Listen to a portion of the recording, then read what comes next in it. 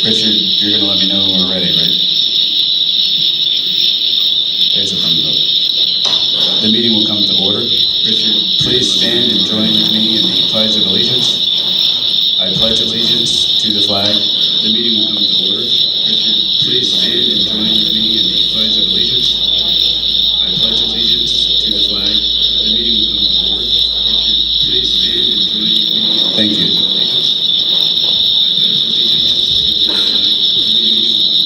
Board members, please read with me the mission statement. To unconditionally nurture our students to be successful, proud, and prepared to thrive. The mission statement. I didn't hear everybody. To unconditionally nurture our students to be successful. Don, roll call, please.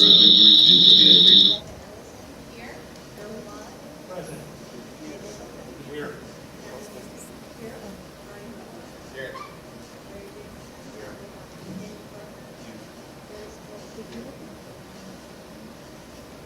Thank you, Don.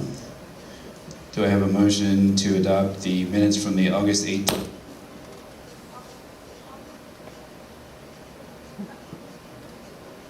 So moved.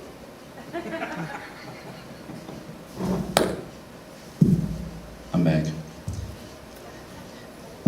Item 5 on the agenda. Do I have a motion? I had a motion from Mr. Eggleton to adopt the minutes from the August 18 combined work session regular voting meeting. Do I have a second? Second from Gary. Thank you. Do I have any discussion from the board? All in favor say aye. All opposed, no. Motion passed. Item 6, review and approval of the June, July, and August general fund treasurer's reports. Do I have a motion to approve? Is that Kathy? Thank you, Kathy. With the motion, do I have a second? Second. Second from Joe. Do I have any discussion from the board? All in favor say aye. All opposed, no. Motion passed. Item 8, review and approval of the June, July, and August school lunch account report. Do I have a motion to approve? So moved. Motion from Joe. Do I have a second? Second from Gary. Thank you. Any discussion from the board? All in favor say aye. All opposed, no. Motion passed. Budget transfers, there are none, correct, Stephanie? Stephanie says that's correct. Approval, item 10, approval of the balance of June, July, and August general fund bill schedules. Do I have a motion to approve? Kathy with the motion, thank you. Second from, is it Dave? Sorry. Do I have any discussion from the board? All in favor say aye. All opposed, no. Motion passed. Item 11, communications, intermediate unit 6. Nothing to report. Nothing to report. B, career center.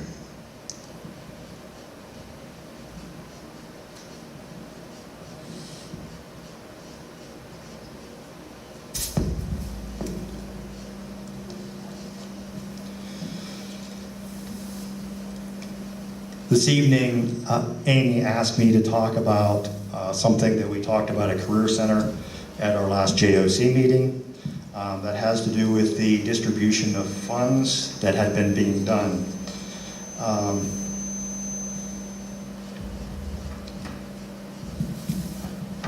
The distribution of funds was being done previously, and that money was coming from the secondary career and technical education subsidies money.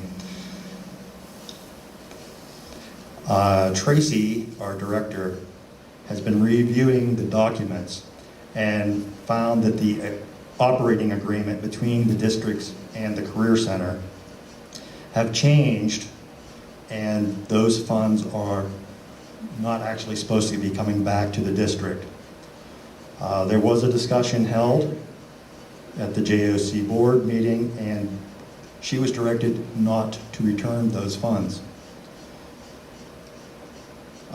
With that being said, I just want everybody to be aware that what that means for our district. CL was looking at $25,300 that was instructed not to be directed back, which is the lowest amount of any district, just so you're aware of that as well. That is probably the biggest highlight from the meeting.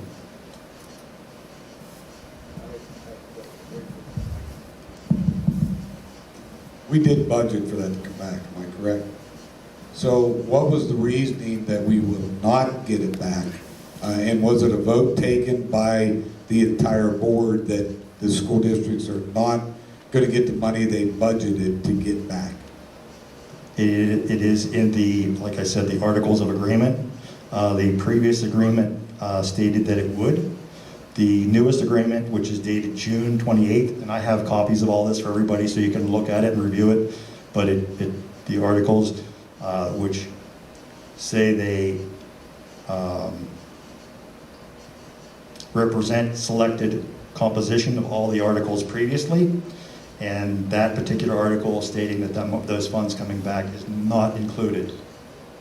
Okay, but was there a board vote taken by your board at the... The JOC did have a vote, and yes, it was declared that she was to keep So that. you're telling me the board members over there voted to take money away from all their own school districts? Yes, Is they that did. correct? Yes, sir. So you voted for us to lose $25,000. If that's the way you want to look at it, Dave, yes. That's the way I look at it when I'm Because- talking about a budget. Because Well, we did have it, the money. We're talking in our about two budget, right? budgets, sir. We're talking about the Career Center budget, and we're also talking about Clarion-Limestone's budget. Could I know what the vote was, please? By the board? It was unanimous, all in. Unanimous? And when All was the that were vote there. taken? Vote was unanimous. When was the vote taken? Do you have something in the minutes or a copy of the minutes that we can see that? I'm sure that Tracy would provide that for Amy. I'd like to see a copy of the minutes, and also, did we sign a contract that we were going to give up that money? I'm asking I didn't hear your administration. question, sorry. Did we sign a contract that we were willing to give up that money? No, we did not, and we can ask Tracy. I did ask Tracy about it, and she said that it was not an agenda item. So I'm not sure where that communication is. Maybe she wasn't clear in what I was asking her. I know that she asked us that she was told to hold the subsidy till our next meeting when we talk some more. Right. And that might be what you're talking about. yes. But I don't think there was a vote to actually have that done unless that was in. She was instructed to hold that money. Right. You're right in the terminology that you're using. So there was a vote or there wasn't a vote? There was a vote to hold the funds at this point in time and That's- not make any distribution. Yeah, that makes more Okay. sense. So does this board have a vote, which you're our representative? If we vote that we do not agree with that, then it's your job as our representative to go back and be part of that vote. Is that correct? You're asking me to go against the articles which are in place. We didn't sign the articles, is what I'm being told, right? This particular board did not, but the board in 2000 did. Are we familiar with this? I have copies of it all, Dave. I'll share it with you. Okay, so the existing board now at the Career Center is saying they're not going to give the money back to their home school district. Is that correct? That was the indication. Can I ask you a question here? Would there be, since we've already all budgeted for the next year, I assume all the other schools are in the same boat as us, why wouldn't there be consideration to giving us notice for next year so we could all budget accordingly and continue with the past practice so that we all can meet our budgets and not have to plug a $25,300 hole? That is a conversation I'm sure we'll have on the JOC board, just what the directives will go from there.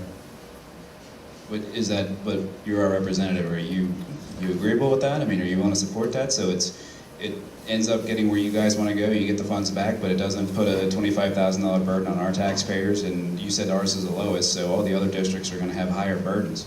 Wouldn't that be a way to make it what I'll call budget neutral, at least for this year? Potentially. We're looking at strategic planning, and some of that planning is trying to figure out where funding is going to be from in order to move some of the classroom stuff along to improve that instruction in that part of the educational standards there. I may Possibly have even add program. misunderstood something that you said earlier, but we were talking about the articles of agreement, Yes. and you said there are new articles of agreement The newest articles of agreement that have been shared are from from June 28th. June 28th of 2000. Oh, of 2000. Yes. Okay, that's where I misunderstood. When you said new, I assumed you're saying that from this year. What has changed then since these articles are from 2000? What's the previous article stated exactly how that funding would be distributed back to the districts. The articles from June of 2000 do not state that. That is completely left out of the newest agreement. So you're saying it's a mistake, probably, that in 2000 it should have been picked up? Yes. And now you're willing to take the money from your local taxpayers when you should have budgeted that yourself. Did you talk about keeping this money when you were doing your budget at the Career Center? Tracy is in the process of getting some educational standard stuff to be a better director, and this is one of the things that she was advised to look at. So in that process, she's reviewing all the old documents and comparing the documents, and that's where she found this. Without having good leadership in the past, this has been missed, and obviously all the districts have been getting that money, and by the articles should have not been getting that. For 21 years? Yes, sir. So the question I would have is, was that a final vote, or are you folks taking a final vote in the future? It'll be in the future, you said. So my recommendation is that this board decides how we want our representative to vote. Does that sound feasible? Yeah, that's my point, yeah. And I'd like to know when your meeting is, because I have no problem coming over. We represent our board, our taxpayers, and I'm not willing to give up $25,000 of their money. Well, we should make that motion tonight, how we want our representative to vote with that next. Can I add that to the agenda, Nathaniel? Why don't you make a motion? Or can we do it right now? That's what I'm saying, make a motion to... I'd like to make a motion that the CL board votes that we will not accept a loophole and lose $25,300. And our representative votes accordingly for our board in that manner. So we want to add item S? Is that correct, Tom? So you're asking me to go against the articles that we have agreed to? I'm asking you to vote with this board as our representative, what we vote to do. Which is go against the articles of agreement. From the 2000. So you're perfectly willing, Joe, to give up 25 grand of these taxpayers' money that elected you to come on the board? That's my question to you. I think we're too early in the conversation. Well, I think I'd like to add it to the agenda of how this board wants our representative to vote. And if you have a problem voting like that, let me know. I'll fill in for you at the meeting, and I'll go vote like that. If that's how the vote comes out.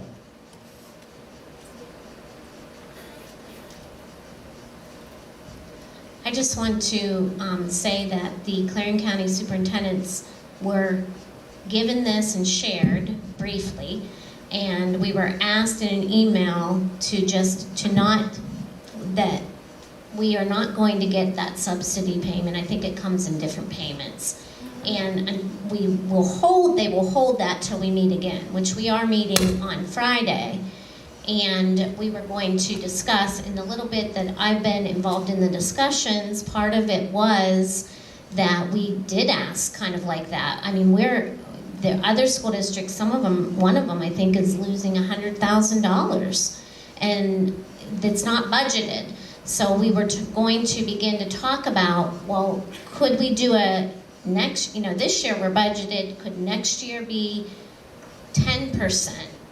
The next year 20%. I mean, I know that was something we were going to talk about on Friday, but at any rate, I just wanted to put that in there, that has not been discussed, finalized with that. Right, group. but I don't want a final vote to be taken without this board being heard Right. as a board, not as one individual.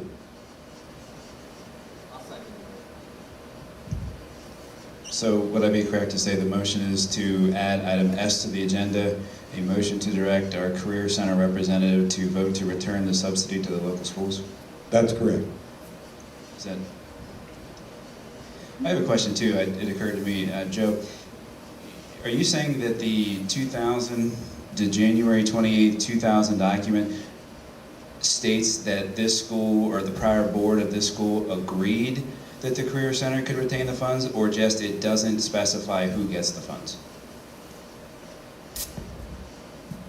That article was not included in the document.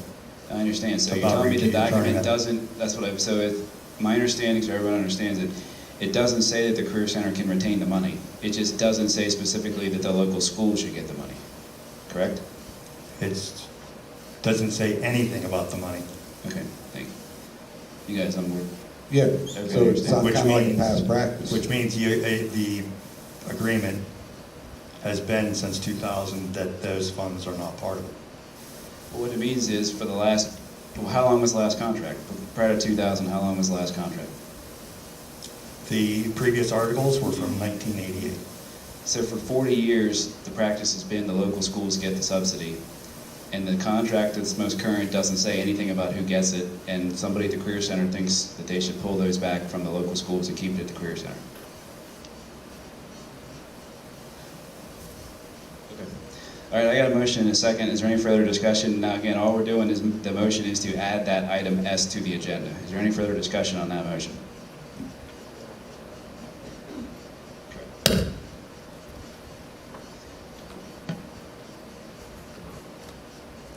Not hearing any further discussion, all in favor say aye. Aye. All opposed say no. Motion passed. All right, item S is added.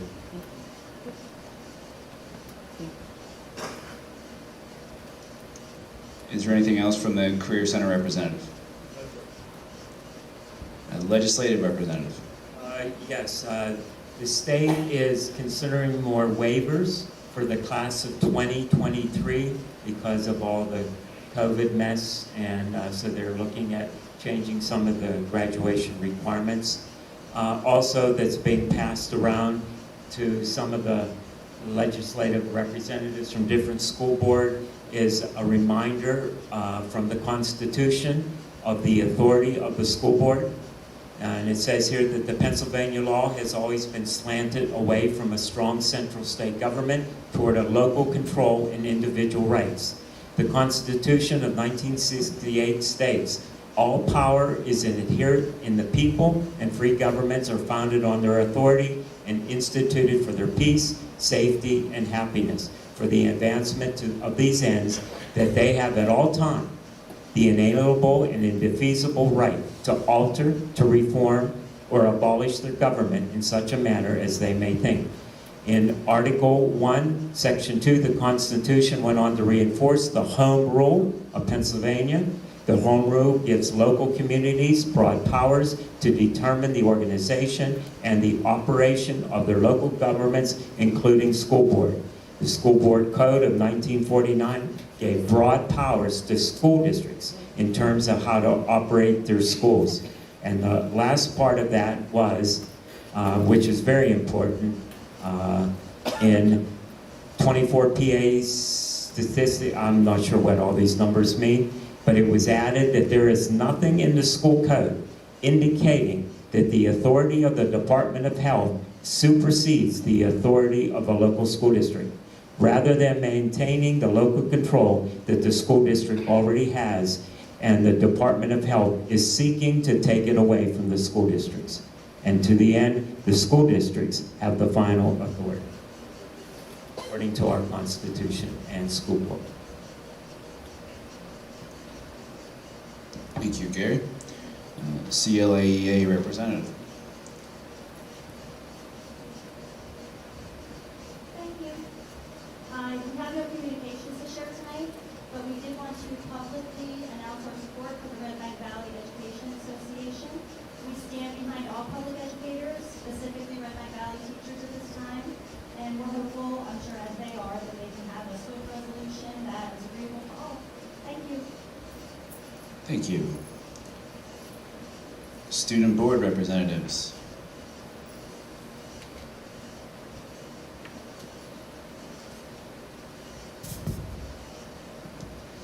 Thank you, Mr. Parker. The students are looking forward to the homecoming pep rally, football game, and dance. The school board is invited to the Queen crowning at halftime during Friday's football game and the King crowning at 6:30 before the dance on Saturday. Also, the school year is off to a good start and students are happy to be in school. Hello everyone. The sports teams are really working hard this year. Our volleyball team is currently 3-0 and our soccer team is 1-2. Our football team is also planning on picking up a win this Friday against Brookville at 7. Our clubs are starting to have regular meetings again, and Ski Club will also be joining us this year. The school is really off to an amazing start. Students are really working hard this year. Thank you, Mr. Parker. And thank you, young ladies.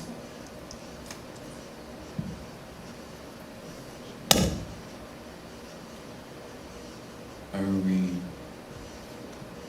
Okay, Management Information Systems Director.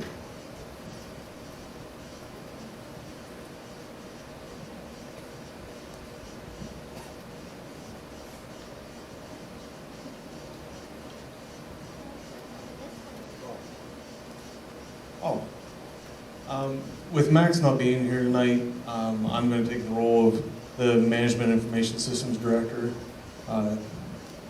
We as an administrative team wanted to make sure that we gave an update on what was posted in the newspaper article from our last board meeting where they misstated that there was missing $75,000 worth of equipment. Then they restated that it's $15,000 estimate, which we do know and wanted to report to you what actually is there, because as of 8/18/2021, there were 49 Chromebooks which were unaccounted for, and they were suspended so that they could not be used by anyone. Then as of 9/14/2021, we are to 23 Chromebooks that have been recovered, and that leaves us with 26 remaining Chromebooks that were unaccounted for and are still suspended. Of those 26 total, 7 have been invoiced to students. We know exactly who has them, they've been billed.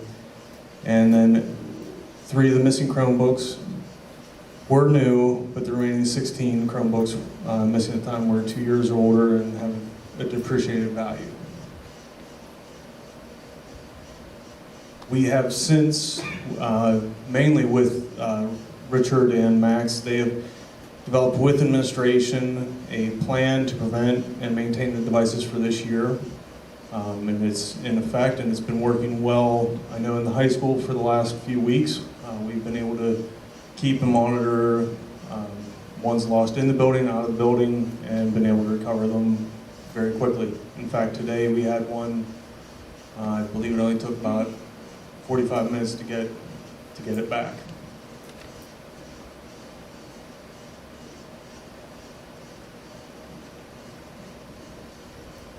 Oh, the value of the missing Chromebooks, that the true number, once Steph and Max went through it, is $3,300.15.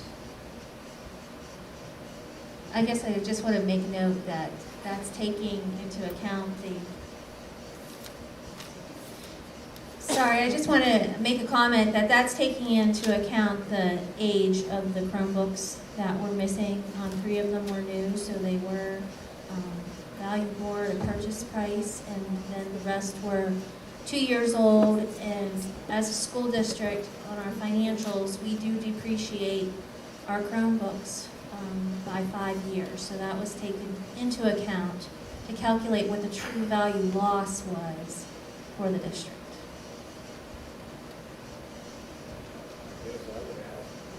Can we already purchase the insurance policy? Is that paid month to month, or how is that paid? The insurance policy has not been paid for at this time. Okay, I guess. Less than $3,000. I guess if we can, if it's not been paid for, can we revisit it, cancel it?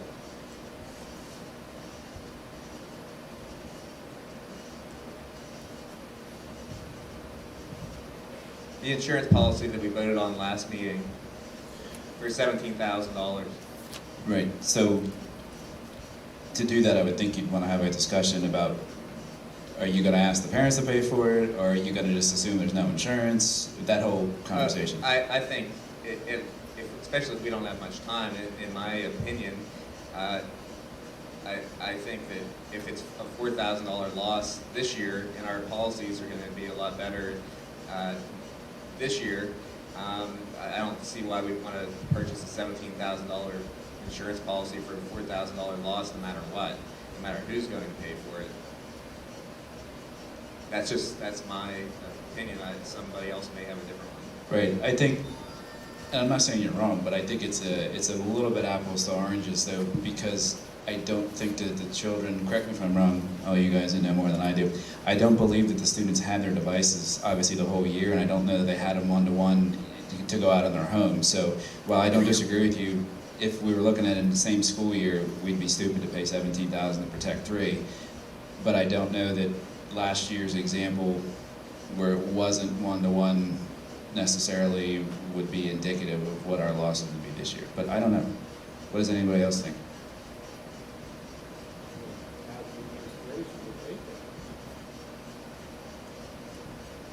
I guess I wasn't involved in the entire process to know exactly. Max handled that part. I guess I'm going to make a statement that, sorry. The invoice was received today, and it is $14,004. I don't remember right off the top of my head. If you remember the conversation, there was some iPads that weren't going to be covered because of the warranties that were on them. So the price tag was not $17,000.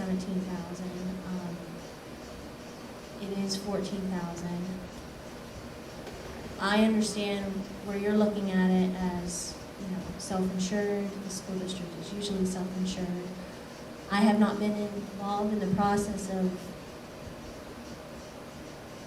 managing those computers. So I think Amy and Mel might be a better individuals to speak to that, but I'm speaking to the number, and I would support, I see both sides. So.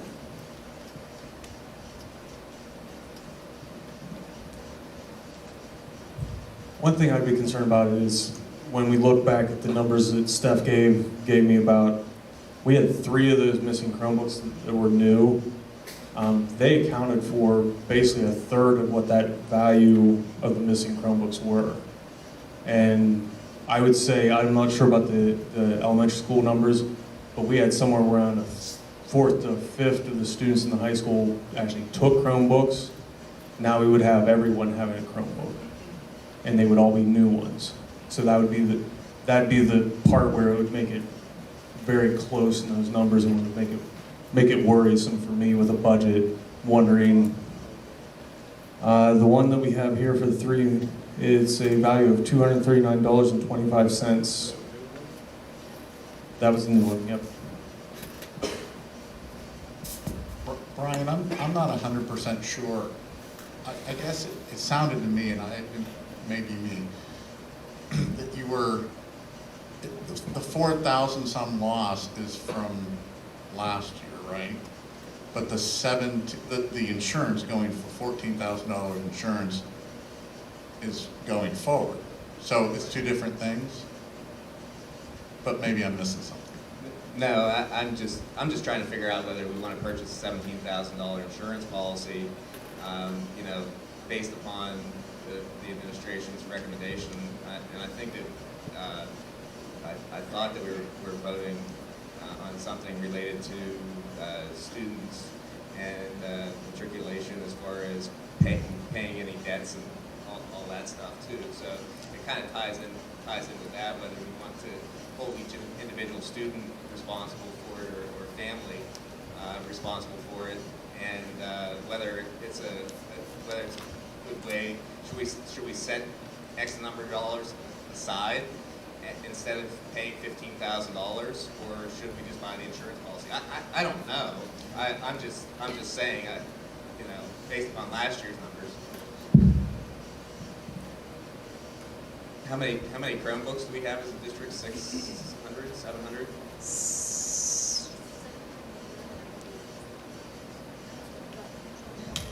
Okay.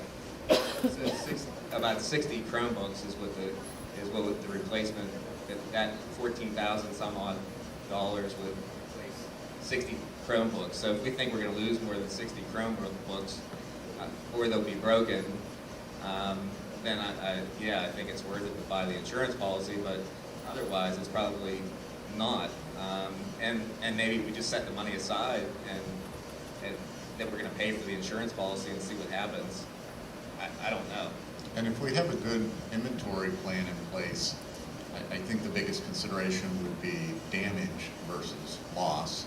So, and to that I would certainly defer to our future MIS director. That's exactly who I feel we need to hear from is Richard. He's been involved in it, and pardon me? Hypothetically, he has been involved in it, though. He has been. You know, what does that mean? Because we talk about if a keyboard breaks. Can we put pay in the bill on until we get, I mean, because I had questions last month about, is it a complete replacement? And is a complete replacement on a 2-year-old Chromebook? Or are they prorating it? What is the deductible? I had all them questions, and I don't think we ever got an answer. If it's a 2-3-year-old Chromebook, like Mel's telling me a couple were, is that complete replacement for a brand new one with the insurance policy? Like I said, I wasn't involved in getting the policy, so I don't have all the specific answers, but I know that, I kind of lost the train of thought there. Okay, take your time. They had sent the invoice. The invoice is dated back August 25th. That was the agreement, since the board had approved it. I do not know if we would completely not be able to pay any of it if you decide to not go that route, or if you have to pay a portion of it, but I do not know the deductibles. I can see if it's in the email with the invoice. I mean, I'd like to give Richard a chance to look it over look the insurance company thing over, come back and report to the board his opinion on exactly what his opinion is on, and I'd like to have some answers on deductibles, complete replacement, and all of that, because, I mean, last year was a little helter-skelter, we all know that, and they got it down to, what, 26? Well, we're paying insurance on 60 now, to be lost.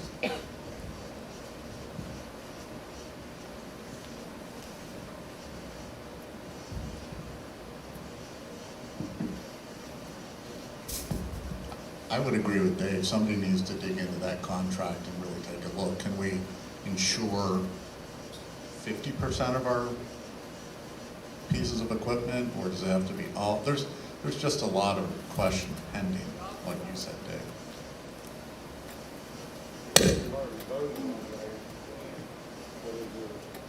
Check into it. I guess what I'm asking is, will the administration check into it to see if we can put a hold on it and let Richard look into it, and the administration look into it, and or replacement cost at what point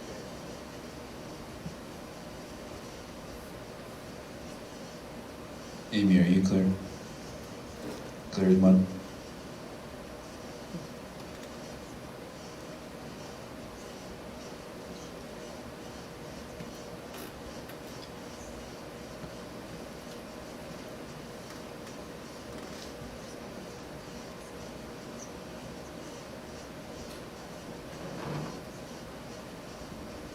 Could we do this? I mean, the board has voted and approved the expenditure, so you don't need a board vote to buy it, but is everyone, I mean, speak up now if you disagree with this, but could we direct the administration to revisit the matter with the new MIS director and go with their recommendation? And if the recommendation is to buy it, then buy it, because we already authorized it. If the recommendation is to do something different, then bring us back a recommendation at the next meeting. Does that sound reasonable? Anybody? That's why we hire administration. You don't want me to do? Does anybody have a problem with that approach? Amy, are you good on that to administer it with your team? Yes, I just worry that there might be a cost to not doing this since, was it signed? Do you have a signed copy? I know, but I'm just saying now, because it was approved, it was signed, I believe, to go with that company and to approve it. So are they going to bill us a penalty for not doing that? Okay. Amy, you're thinking like me, which is bad for you or bad for me. I asked Donna, you guys don't know this, but I sign a bunch of stuff after the meeting. She always has a packet for me, and I don't remember signing it. I'm not saying I didn't, but I don't remember a contract, neither does Donna. So it sounds to me like there might not be something, but I agree with what Stephanie's saying too. There could be a proration charge if they're gonna say, hey, we covered you for a month or whatever it is, but that's still better than paying, what, 17,000, 15, 14, whatever the number is, when we don't need to. So are we okay with this one? I assume there's nothing more on MIS?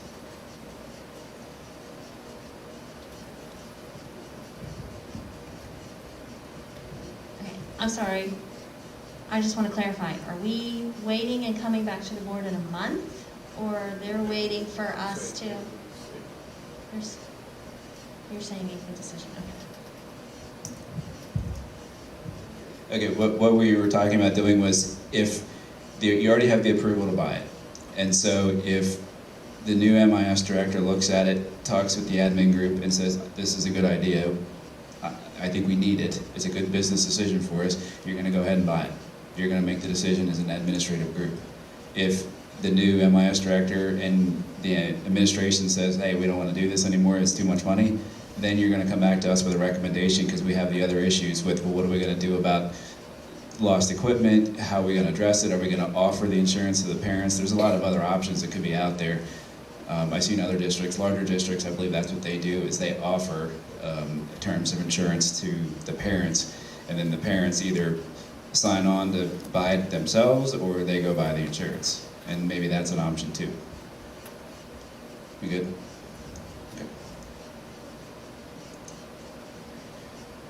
Okay. Back to you for the business manager, Stephanie. I actually don't have any updates. If anybody has any questions on any agenda items, I'll be more than happy to answer them. Thank you.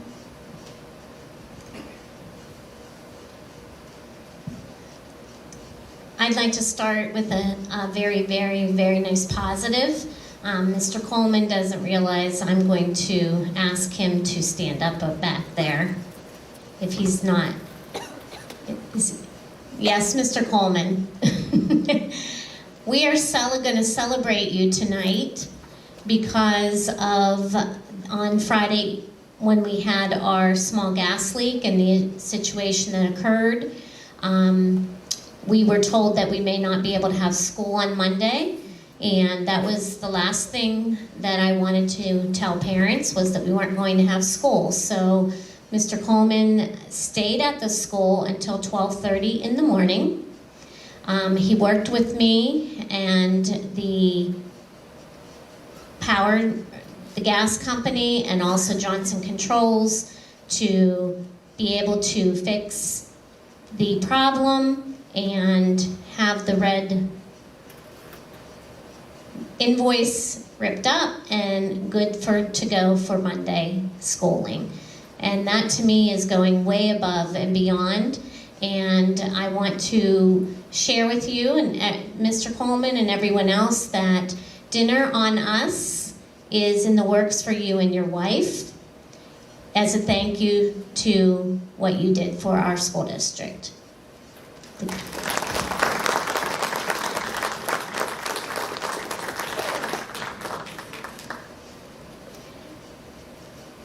Are you crying?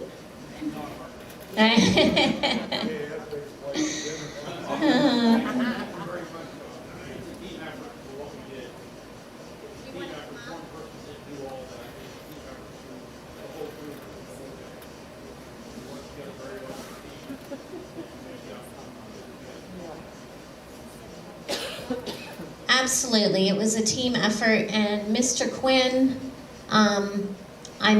I would ask you to just speak to that for just a moment about that day and your perspective of what occurred.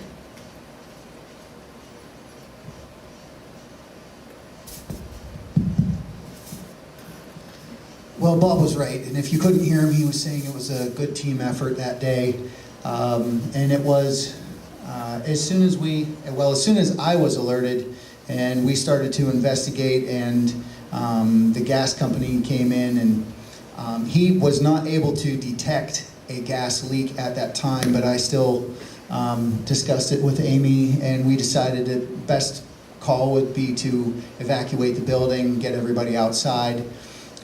In that conversation, we determined it would take about a half hour for him to test things, and if his test was successful, we could come back into the building. If it was unsuccessful, it would be at least 2 more hours. And so with that knowledge, I went outside and communicated to staff to take advantage of our nature trail, and then I asked them to be creative with time beyond that point, which they were very creative. Mrs. Johnston, I know, organized a track meet.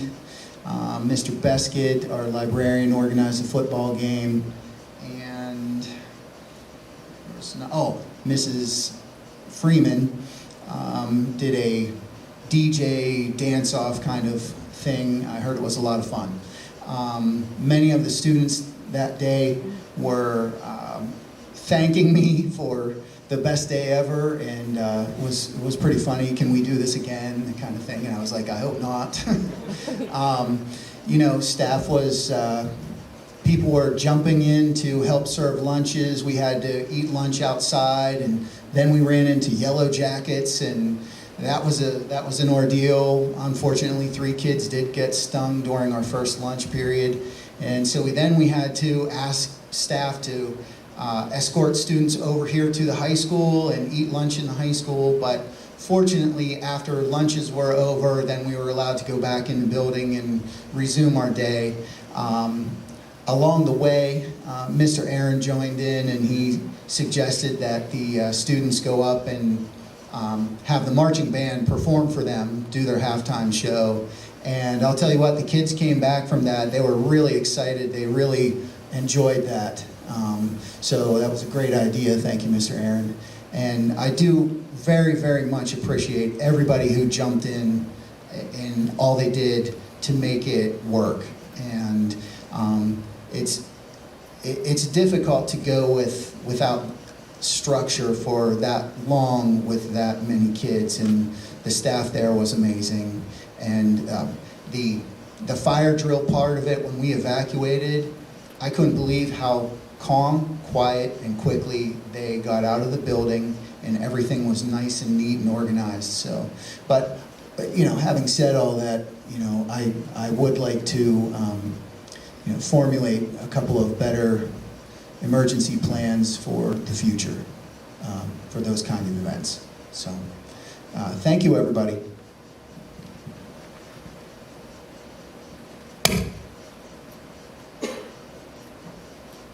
Thank you, Mr. Quinn. Moving on, I would like to just bring up to the board specifically that we are possibly, and we already have, run into some transportation concerns to the effect that for our sports, that our contractors who have been amazing, I want to say, are having some difficulty getting enough drivers to do those extra runs, especially if the sports team needs to leave prior to dismissal. So we have been creative. We have put our heads together and we've done a few things. I just want to put it out there that we may need some last minute needs, and if we need to go outside of our own contractors, they know that they will all be asked first, and if there is no possibility that any of them can help, we may have to reach out to other contractors in the area. And so far they've understood that, and I don't think they will have a problem. We've worked with them on things as well. And I will put in my push for a school van still. And I know we hear about it, but I can't even tell you the amount of times that we could have used a school van. So I know it's in the works and we will be getting that at some point. There's just so many reasons and how we could be using that. But most of all, I just want you to know that if we're reaching out to other contractors, please know that our contractors have all been asked first.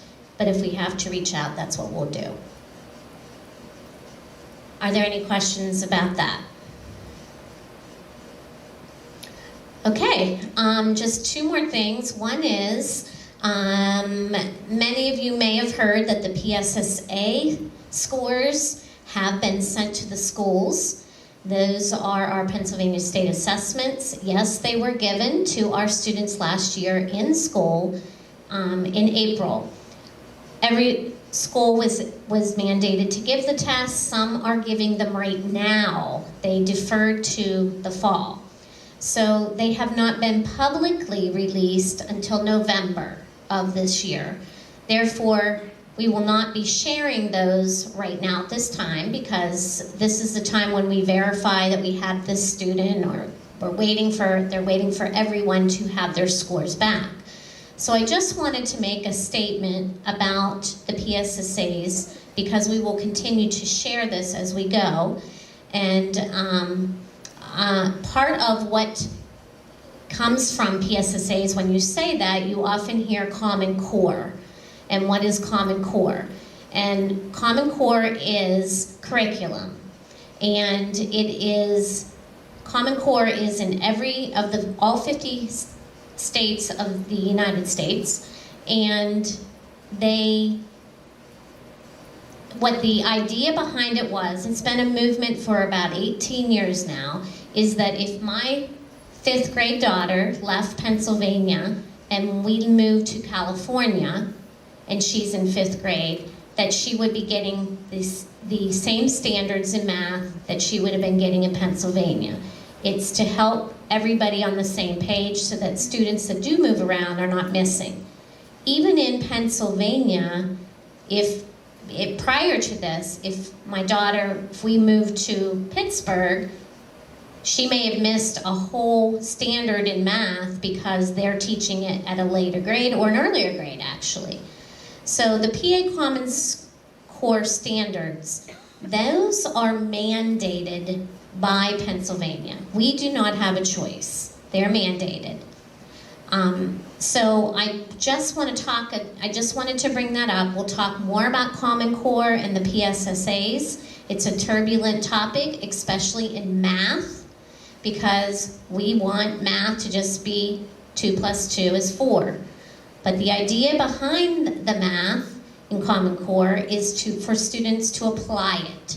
Just as when you have a driver's license, before the driver's license test, you have your students in class learning about the rules, and then they apply it by getting in a real car and taking a test. And that's what Common Core and PSSAs are to do. We teach it. The test is, can they apply what has been taught in the classroom? So with that said, I just want to put that out there, that will be something that will be upcoming. It's nice to talk about curriculum, and that will be a focus as we move forward. To piggyback on what you said, Amy, I do think curriculum is obviously one of our core functions as a board, and I feel like we need to be more informed about what's going on and be more involved.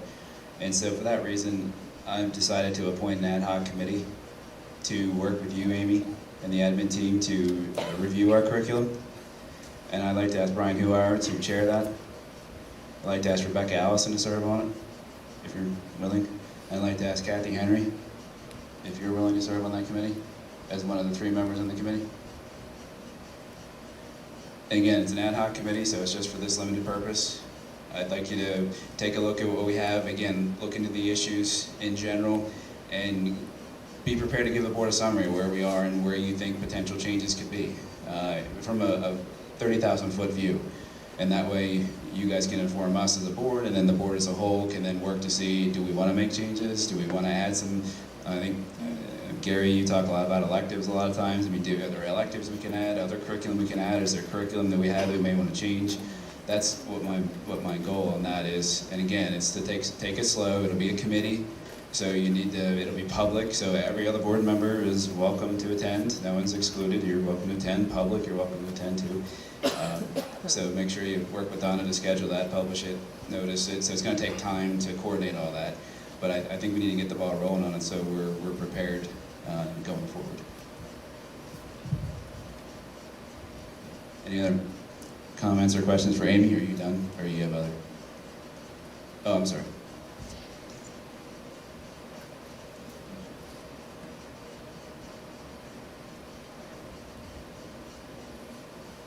Thank you. Go ahead. Why don't you give us an update on it?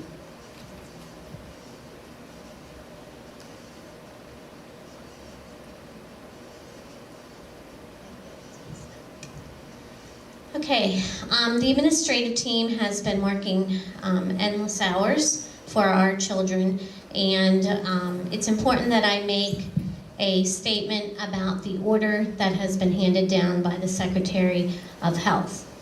I have 3 things that, through the many discussions I've had with parents and students and teachers, and I would like to clarify 3 things, and I'm just going to be very factual, and that will be the end of my presentation. The first thing I'd like to clarify is that we are following the order. The Secretary of Health gave an order.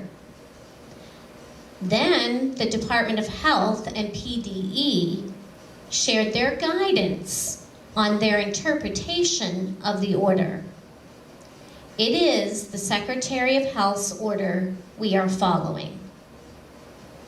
Second point, the CDC defines close contact as being within 3 to 6 feet for 15 cumulative minutes over a 24-hour period. Let me repeat that. The CDC defines a close contact as being within 3 to 6 feet for 15 minutes cumulative over a 24-hour period. That is a fact. However, the Pennsylvania Department of Health is following the Pennsylvania HAN 533 using 15 consecutive minutes at a distance within 3 to 6 feet or less. Let me repeat that part. However, the Pennsylvania Department of Health in the school setting is following the Pennsylvania HAN 533, which is using 15 consecutive minutes at a distance within 3 to 6 feet or less. I certainly appreciate the people who are listening and letting me give the facts and understanding that it's my time to speak. My third thing that I would like to clarify. We are working within the order and all the guidance given to us to alleviate unnecessary quarantines by utilizing mitigation practices in our school. At this time, it is important for the entire board and this community and the community who is watching. Mr. Edmonds will now share with all of you, specifically the board members, as they will be voting about what our process is for this order, that he is able to share specifically of all avenues we have been juggling and following. Thank you. Thank you. So please bear with me, maybe 3 to 5 minutes here. I do have some very specific notes I do want to review. I'm a very strategic person, concrete, and seeing gray is not a strength of mine. So that is why I believe I am being utilized as a representative of the administrative team to share this information. My opening statement and my closing statement are the same. I encourage every individual that has a concern regarding the order to read the order. I encourage every individual to read the order from start to finish. Read the guidance, read the frequently asked questions, and read the definitions from CDC and DOH. If you pull sections out, you will be misled. The administrative team has spent no less than 100 hours on the topic of the order implemented on September 7th. I can assure you that regardless of your position, we are equally frustrated. We don't have a law and we don't have a mandate from the governor. We don't even have the CDC issuing guidance that supports the current position. We have the Secretary of Health issuing an order premised upon the Disease Prevention and Control Law of 1955. Then we have the Department of Education offering guidance on preventing the spread of disease. During all of this, we are still required to adhere to the hundreds of lawfully enacted statutes and regulations implementing the same. If you read the order, you will see all of the inconsistencies.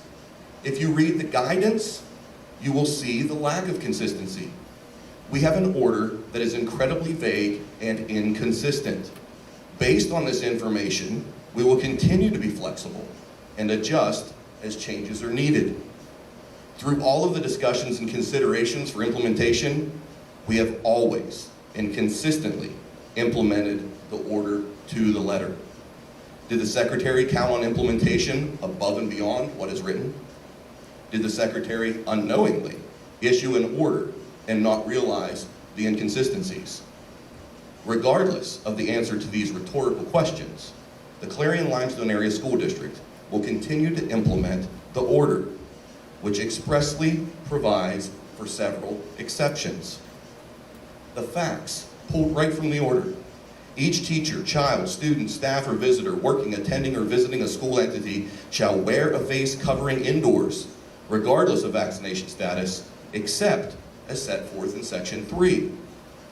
The order goes on to list a number of ways, exceptions to the order. This list of exceptions is not comprehensive and the only exceptions possible through laws that currently exist. However, they did list some exceptions. This is one that many are focusing on. If wearing a face covering would either cause medical condition or exacerbate an existing one, including respiratory issues that impede breathing, a mental health condition, or a disability. The order continues.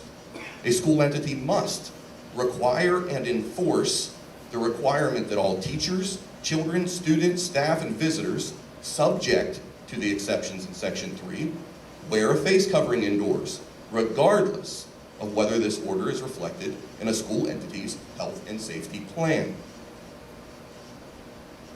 We must provide reasonable accommodations for individuals who state they have a medical condition, mental health condition, or disability that makes it unreasonable for the person to maintain a face covering. A school entity should not enforce face coverings requirements when there is an exception under Section 3 or it is unsafe to do so. Should not restrain, use force, or physically remove teachers, children, students, staff, or visitors who refuse to comply with the order when it would not otherwise be legal to do so. Essentially discrimination, which is what they outlined in Section C, violate other laws including state and federal anti-discrimination laws. As Section 5C designates, we are not excused from complying with all other laws just because this face covering issue is on the front page. We have people on both sides talking about lawsuits. Lawsuits if the order is aggressively enforced, and lawsuits if the order is not aggressively enforced. We are not attempting to pick sides in the political debate. We are on the side of the children of our district, and we are trying to comply with all laws, regulations, so that our students can continue to learn and focus on it. To summarize the order from Harrisburg, here is the black and white of the situation. 1, the district must require everyone to wear a mask. 2, the district must allow for exceptions to anyone who states they have a medical or mental health condition. It doesn't say documented.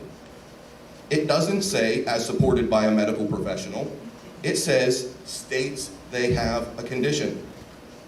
Nowhere in the order does it outline a process or procedure for submission and approval. The order only requires individuals to state an exception. The district should not enforce face coverings when there is an exception or remove students, staff, or visitors who refuse to comply with the order. The district will continue to implement the order as it is written. If the order is modified or requirements are changed, the administrative team will continue to work to ensure full compliance. I encourage every individual that has a concern regarding the order, how it's written, to read the order. If you do not like how the order is written, please contact the government agencies responsible for issuing it, the Acting Secretary of Health and her supervisor, the governor. I encourage every individual to read the order from start to finish. Read the guidance, read the frequently asked questions, and read the definitions from CDC and DOH. That is how we get the right answers.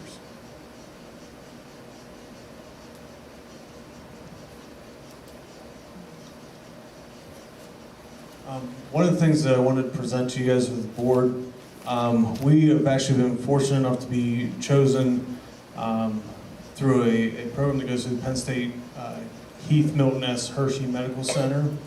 It's a program called AVITAM, and Mrs. Dietrich, she is going to be helping guide us into high school through this.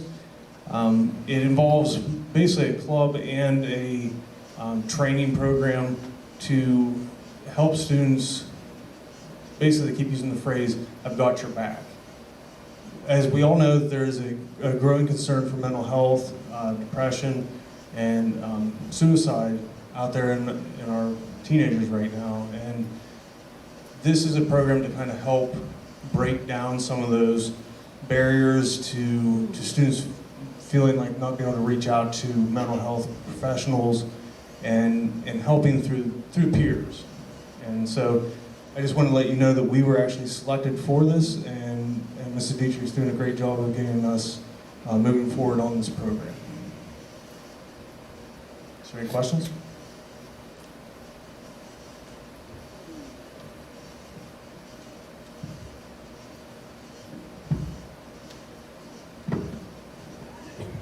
Okay, thank you, administrative team. Okay, executive session announcement, item 13. There was an executive session earlier this evening commencing at 5:45 p.m. in the high school library for the purposes of personnel. Now, everyone's favorite topic, public comment. I'm sorry? Yes? Okay. Amy told me he was done, so sorry. We talked earlier, and that is what he was going to talk about, was the Friday. If he has more to say, he certainly can add more.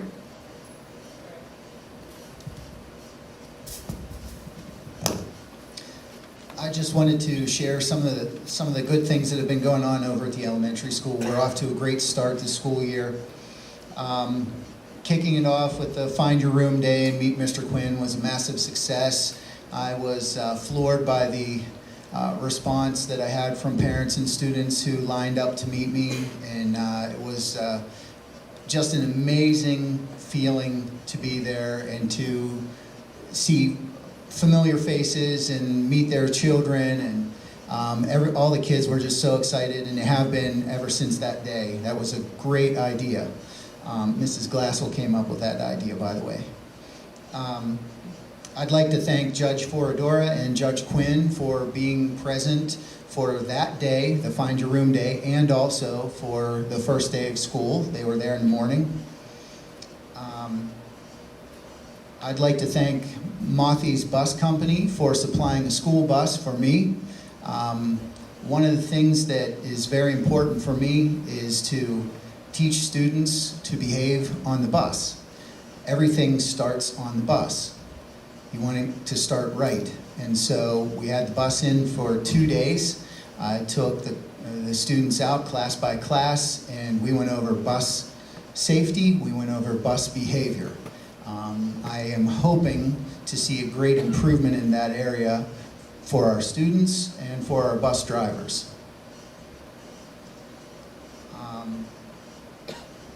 Our morning Title I reading program, Bright Beginners, has started with great success. Our elementary band program is off to a good start. And a long-time tradition at Clarion-Limestone Elementary is intramurals. And right now we have 54 participants. The first outing was a 7-mile bike ride between Brookville and Red Bank. Other activities have included flag football, soccer, and frisbee golf this evening. Continuing with bus safety and bus behavior, we had Trooper Tuning come in from Pennsylvania State Police, and he conducted lessons to all of our elementary students yesterday. It was a great day. The kids were very excited to see him, and boy, they asked some of the funniest questions. Next week begins Hello Week. Hello teaches students the skills needed to recognize signs of social isolation in peers, and it teaches them how to reach out to help them. And then the last announcement I have is we're planning a book fair and a trunk or treat and fall harvest party. Right now that is scheduled for October 21st from 5:30 to 7:30. The PTO is helping with that, and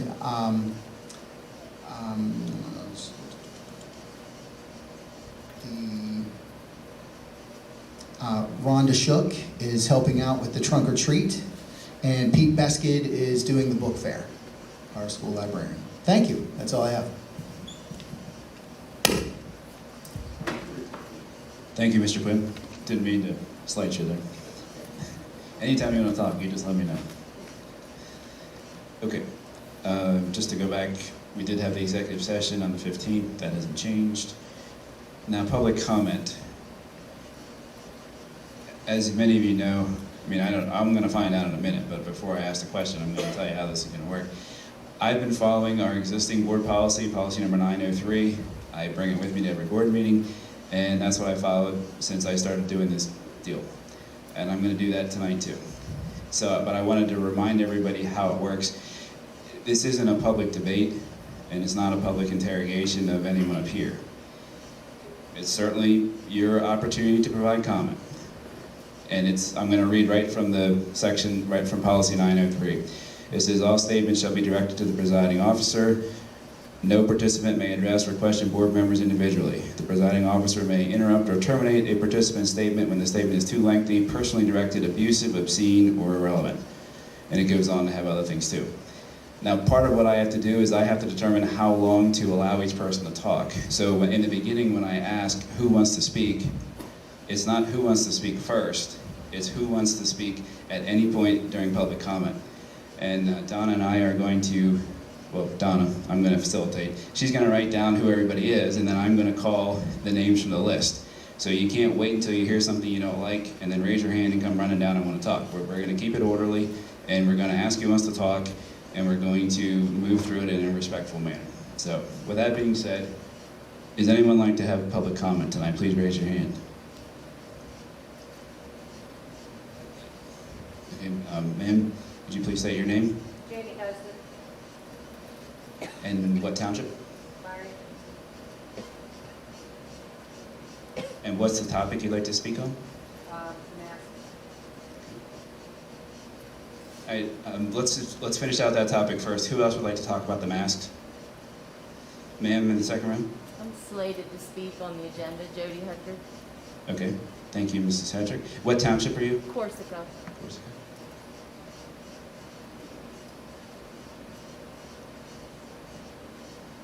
I believe the young lady next to you said the mask too, is that correct?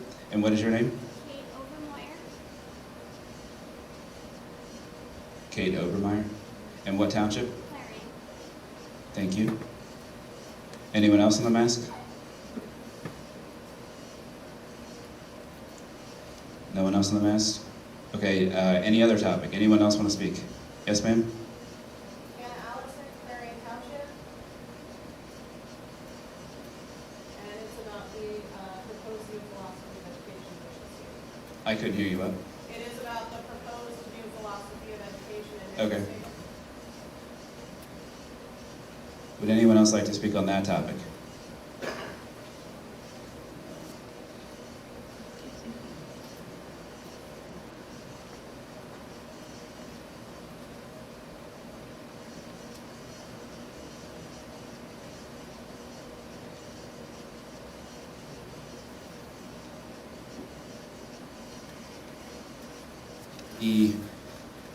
Any other, Miss Allison was the last one, anybody else want to talk about that policy? I don't know if I asked that question. Oh, you did. Anybody else on the philosophy of education? Anybody else on any other topics?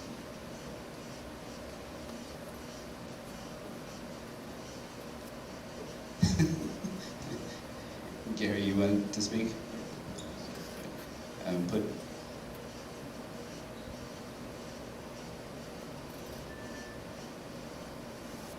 Anybody else? Going once? Going twice? So, okay. We'll go in the order I called you. Mrs. Heston? Heston, I'm sorry. Ms. Heston, please come up to the microphone and provide your comment. We're going to say We'll say 3 minutes. I'm going to give everybody 3 minutes, okay? So go ahead and start. I just wanted to thank you guys for all the work you've put into this mass situation.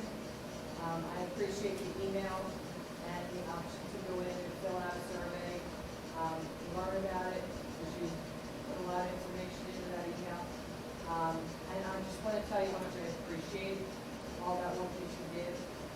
I'm proud that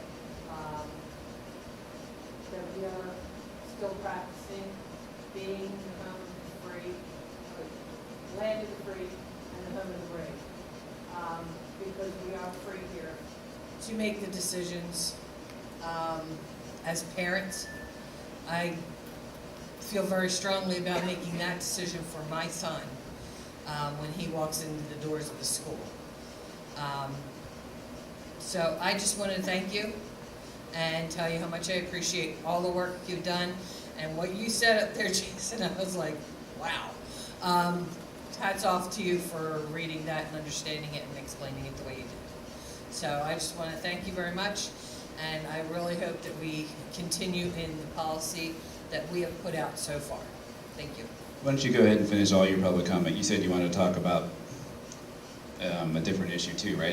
Was that everything you wanted to say? Yeah, well, I also wanted to talk about the carrying over from the last conversation we had last month about the critical race theory and the gender theory and all that other theories that everybody wants to throw into our history, which is based on facts.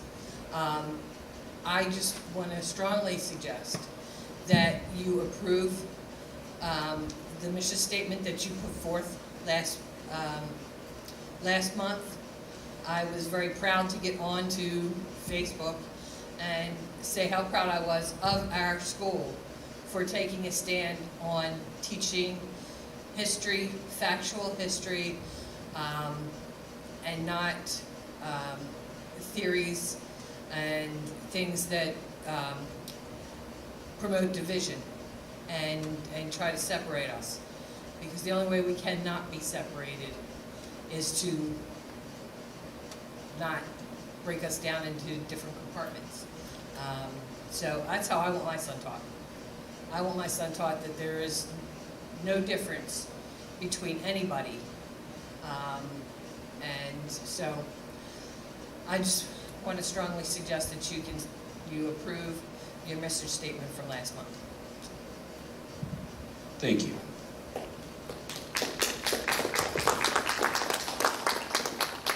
Now, Ms. Hetrick.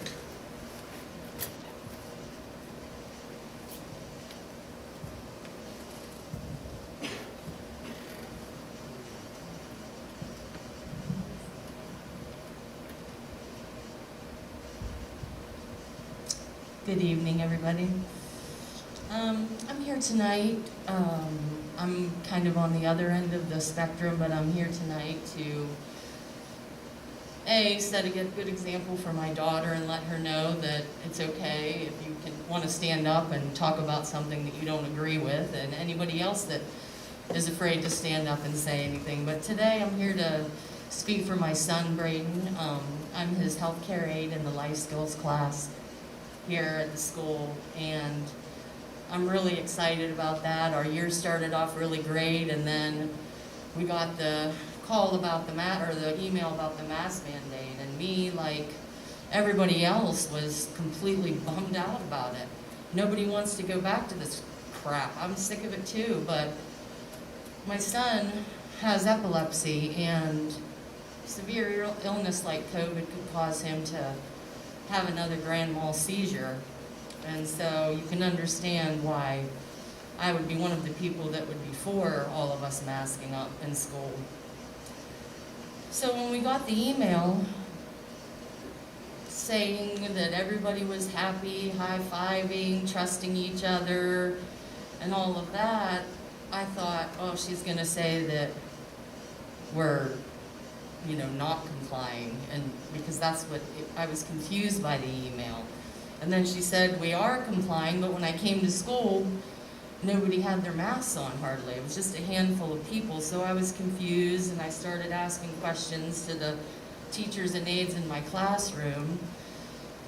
And now I'm to the point where I don't really understand what's going on. And my son lost an entire year last year in person education because of the pandemic, and I homeschool him. And the year before that, he was really sick for most of the year because of his medications. So he technically hasn't been in school for 2 years, and I really need a safe place for him to be.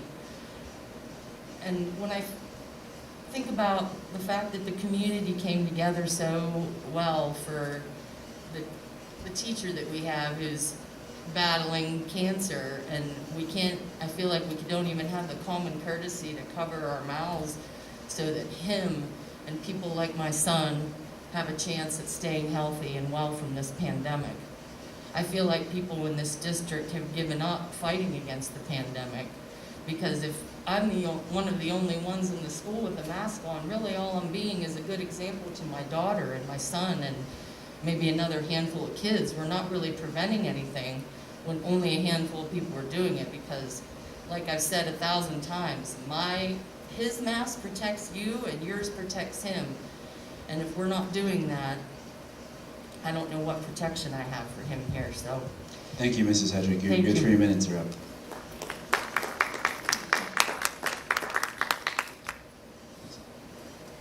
Kate Obermeyer.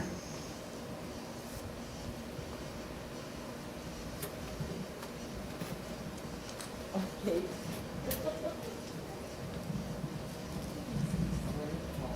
Very good.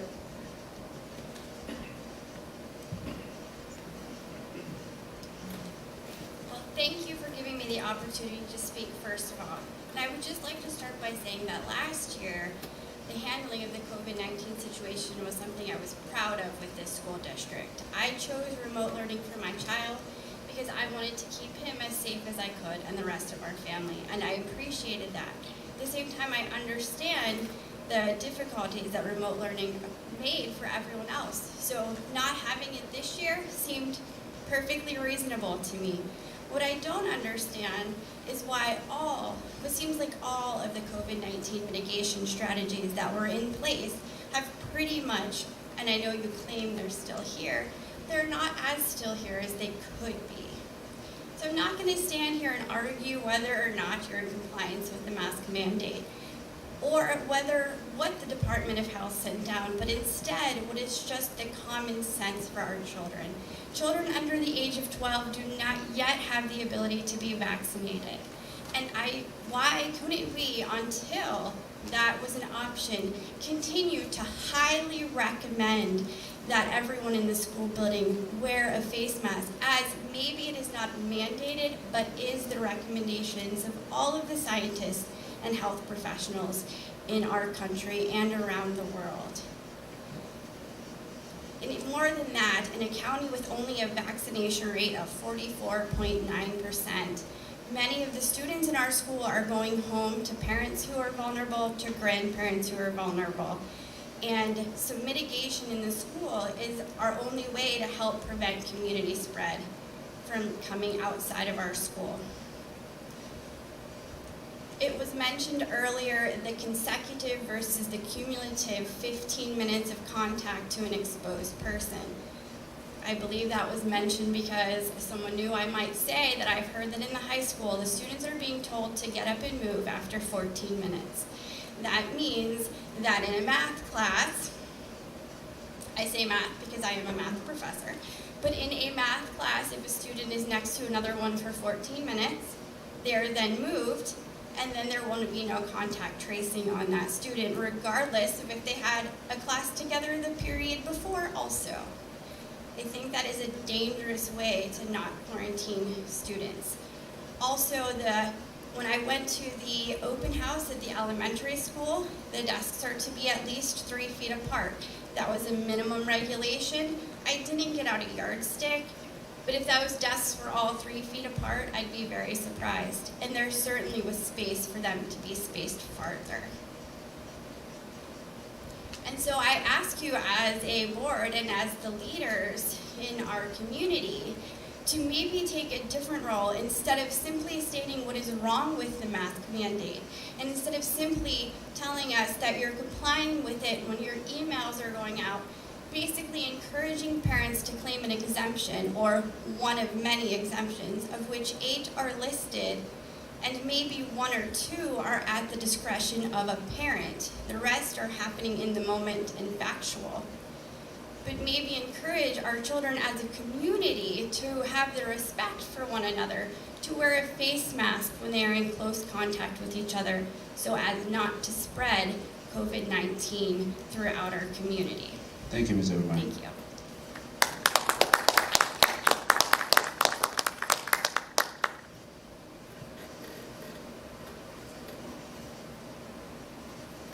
Ms. Allison?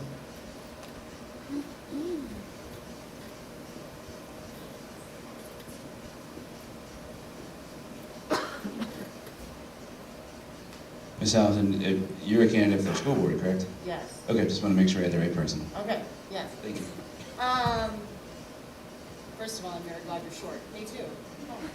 I saw you struggling, and I was like, yes, not me.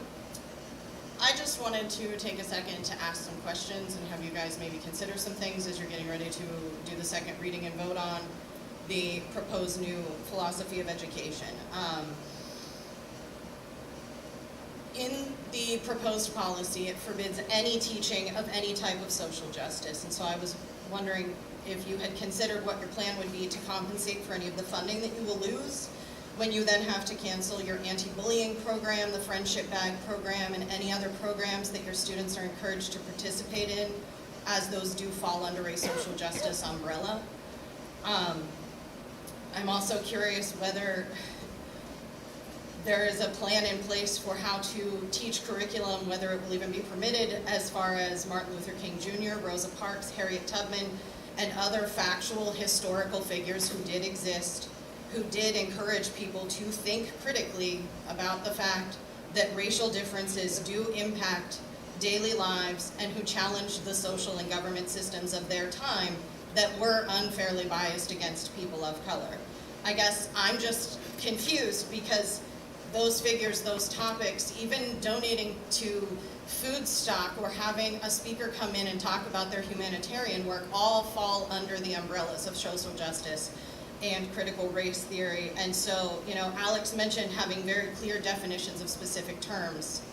I just wanted to make sure that everyone has a cohesive, clear definition of that term and what it specifically means and what specifically is in the plan to remove from any existing curriculum or programs that you already have in store.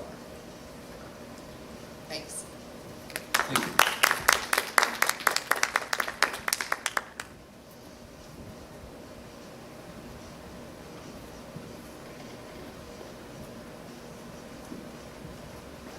Okay, the last one on the list is Gary.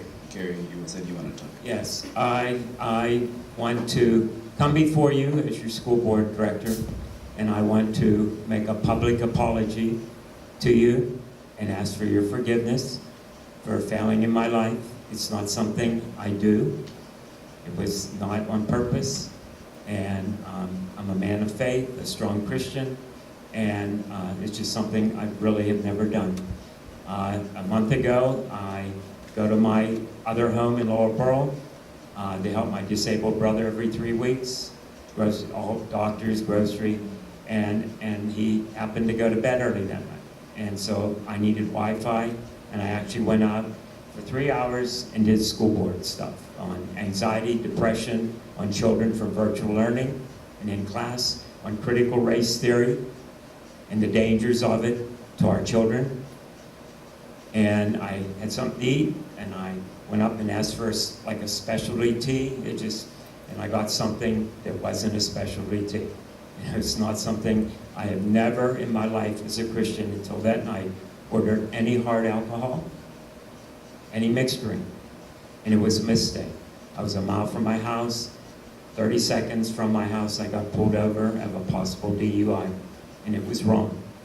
I've repented, I've gone to my church leaders. I'm very, very sorry. I will never do that again. And it's just not in me. It's not what defines me as a Christian. So I do ask you as my constituents for your forgiveness.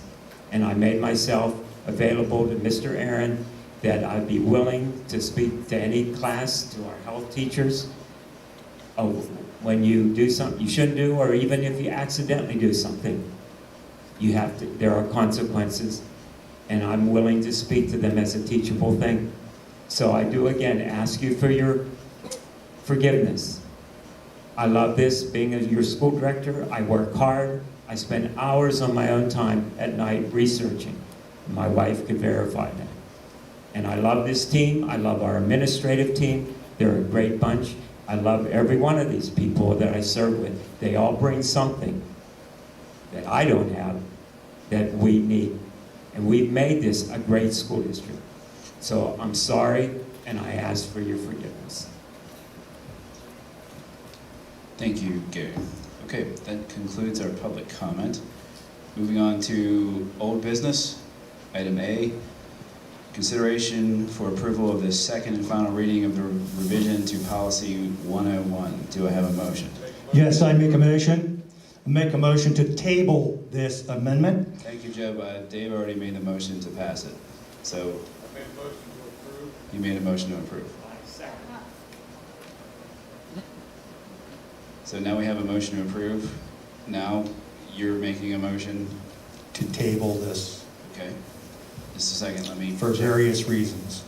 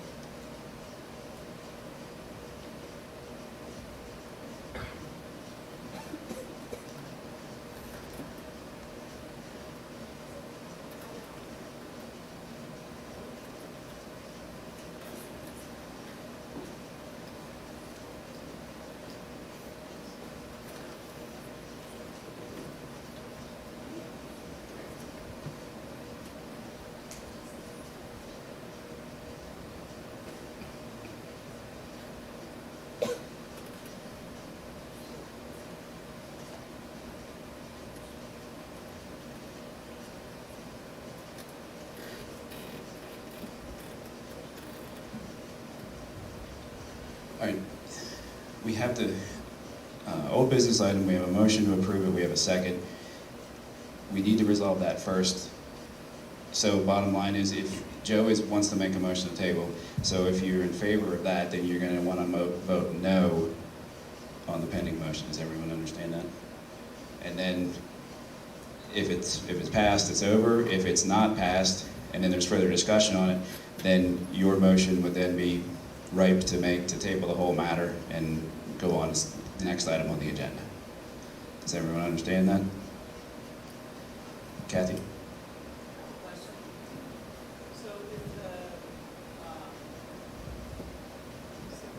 You motioned to table this item before the second occurred. Is that still really? Yes, because he was talking at the same time Dave was talking. So the motion to table this particular item was being said the same time that the motion to approve it. I heard the motion to approve first, and then I heard Joe very loudly try to come over the top with his motion, and then after that I heard the table, or the second of the motion. So I agree with the first part of what you said. Yeah, I disagree with the second know, part. I didn't know if that changes things, since his motion was made before the actual second came through. Well, I'm just asking, I don't know. That's what Donna and I are trying to work through. We're looking through the latest edition of Robert's Rules of Order. That's what we were talking about, and the decision was that we were going to hear the motion first that was made, as I said, and then do the other one second. We thought that was the way the rules provided. I mean, if someone doesn't agree with that, they can say that. I don't know the right rules.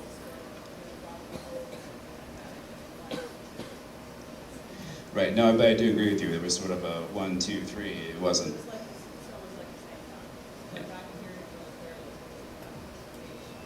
Right. But I think I think it's almost a harmless error though, because again, if the votes are there to table it, then they're going to vote it down. If the votes are there to table this, it's going to be a no vote on the motion, and then the table will go right through. If there's not enough votes on the table, it doesn't matter anyway, right?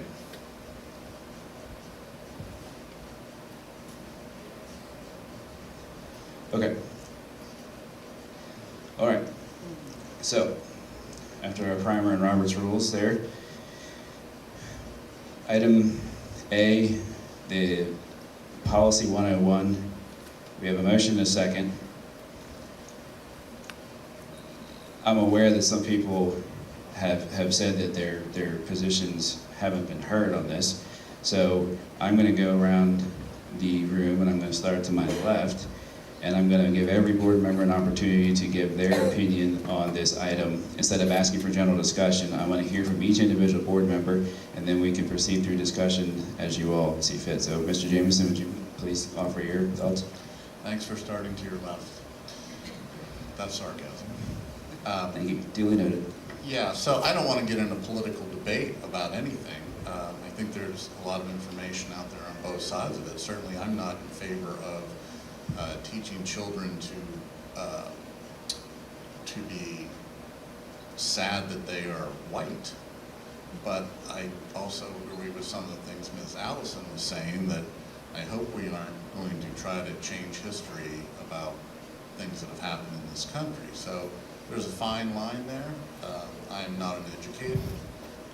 I have not researched this on the internet. I think on the internet you can find whatever you want your side to look like. That's all I'll say. Joe?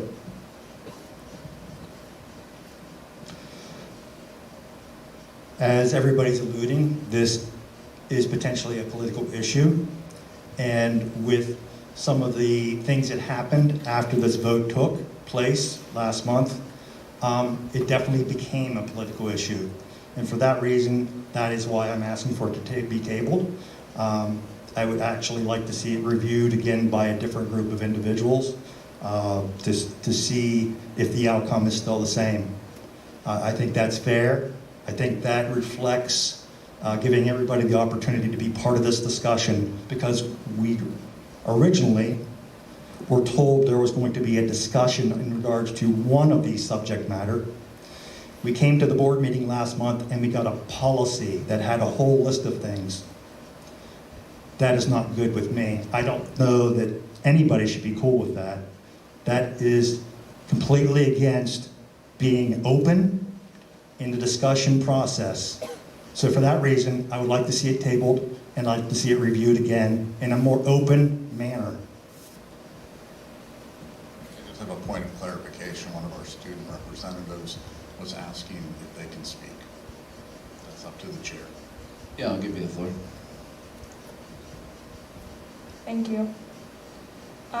It says in the third paragraph, it mentions that policy shall ensure that social justice should not be advocated or presented. Why are we not permitting that it shouldn't be presented? Can anyone clarify that for me? I just don't understand why we're not permitting that. Can you tell me what line you're on? It's policy shall ensure that social justice in the third paragraph. Okay, line down. I'm with you now. I'm with Yeah. you. Well, I don't want to jump out of turn. I'll answer. As I understand it, and this is seems to be the fallacy with what we've heard so far, is if you keep reading, it says unless it's approved by the board in advance. So, again, the board approves curriculum. I don't think there's any intent to change or remove existing curriculum, because I believe we've heard from several different teachers that say that we're not employing this right now, any of these things, so we're not proposing a change My understanding was that we were trying to be proactive and be out in front of it, so that if a teacher decided they wanted to go into one of these areas, they needed to make sure they came before the board, and then the board could give its approval. Okay. That is it. That's just what I wanted Thank to you. clarify. Thank you for your participation. I appreciate it. Thank you. No, this is public. It's not public comment. It's not public comment. No, it's not public comment, ma'am. You're not. No. She did speak. She spoke. She spoke. Ma'am, you're done. Kathy, Kathy, you're next. Kathy, Kathy, you're next. Kathy, I did let her speak. Where's Mark? Ma'am, if you don't sit down and be quiet, we're going to ask you to leave. I understand that. I don't know where you were for the last 3 minutes, but she talked. You need to leave. Please leave.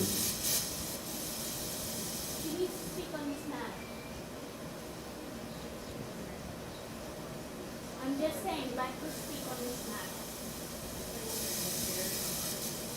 Okay. Kathy, would you please continue with your remarks? Can I just say this is a perfect example of like why this should be tabled. Personally, I would like this tabled until further notice. This subject matter has become politically charged all over Facebook, all through the newspapers, and right now there's people who are running for board seats, and I do not think that this is the time or the place to have this discussion. And we also said at the last meeting that we were going to have some discussion time to work on things together. The other thing is, you have a list here. This list is going to continue to grow. Like, there's a lot of work I think that needs to be put into this right now. I do not think that it is the time or the place to like pass this. So I would recommend that this get tabled until further board meetings down the road. Gary?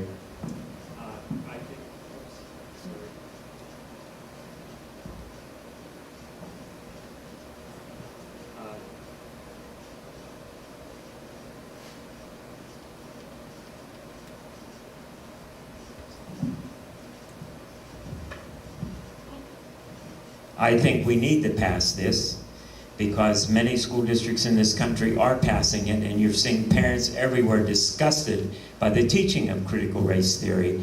Just as of yesterday, a teacher said, and why this is important, a teacher claims that encouraging students to behave in a classroom is white supremacy. PSEA, one of the new workshops they're offering for development, Nice White Parents. A look at how parent groups have systematically impacted the education system.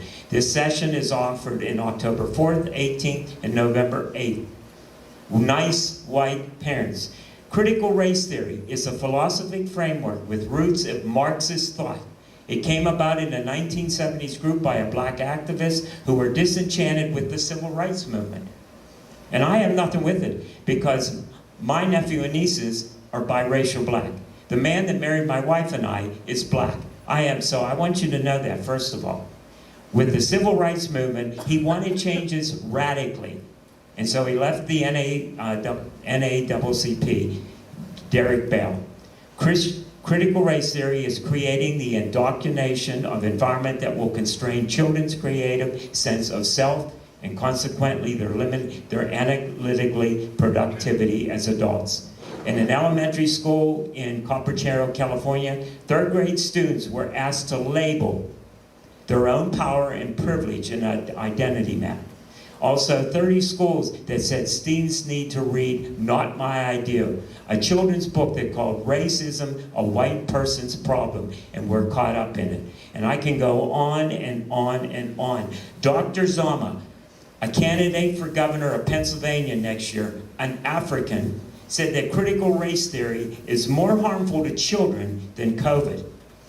A promoter of CRT in less than 30 days ago said to make up for past wrongs, there will have to be discrimination on whites for those who think they are privileged. We are not having this junk taught to our children. We are not having gender theory taught to our children, that you are genetically born a male. We talk about science. When you are born a male, you are a male. When you are born a female, you're a female. You can get a sex change, but that does not change your DNA. Project 1619 is saying our history of 1776 is a bunch of baloney. Our country began in 1619. It did not begin in 1619, and we didn't even have slavery in this country until almost 1700. The slaves were brought in by Portuguese and were brought into Jamestown. I happened to be at the very point this summer in April where they were brought in. And then the Jamestown government said, we do not permit slavery in Jamestown. And so they became indentured servants, and after they were indentured servants in, 7 years, they were released. We're not having this junk. I think we need to teach black history. Martin Luther King was a great man, and I have nothing wrong with that fact. So we need to pass. And Joe, you voted for this last time. What do you know about critical race theory? You don't know anything.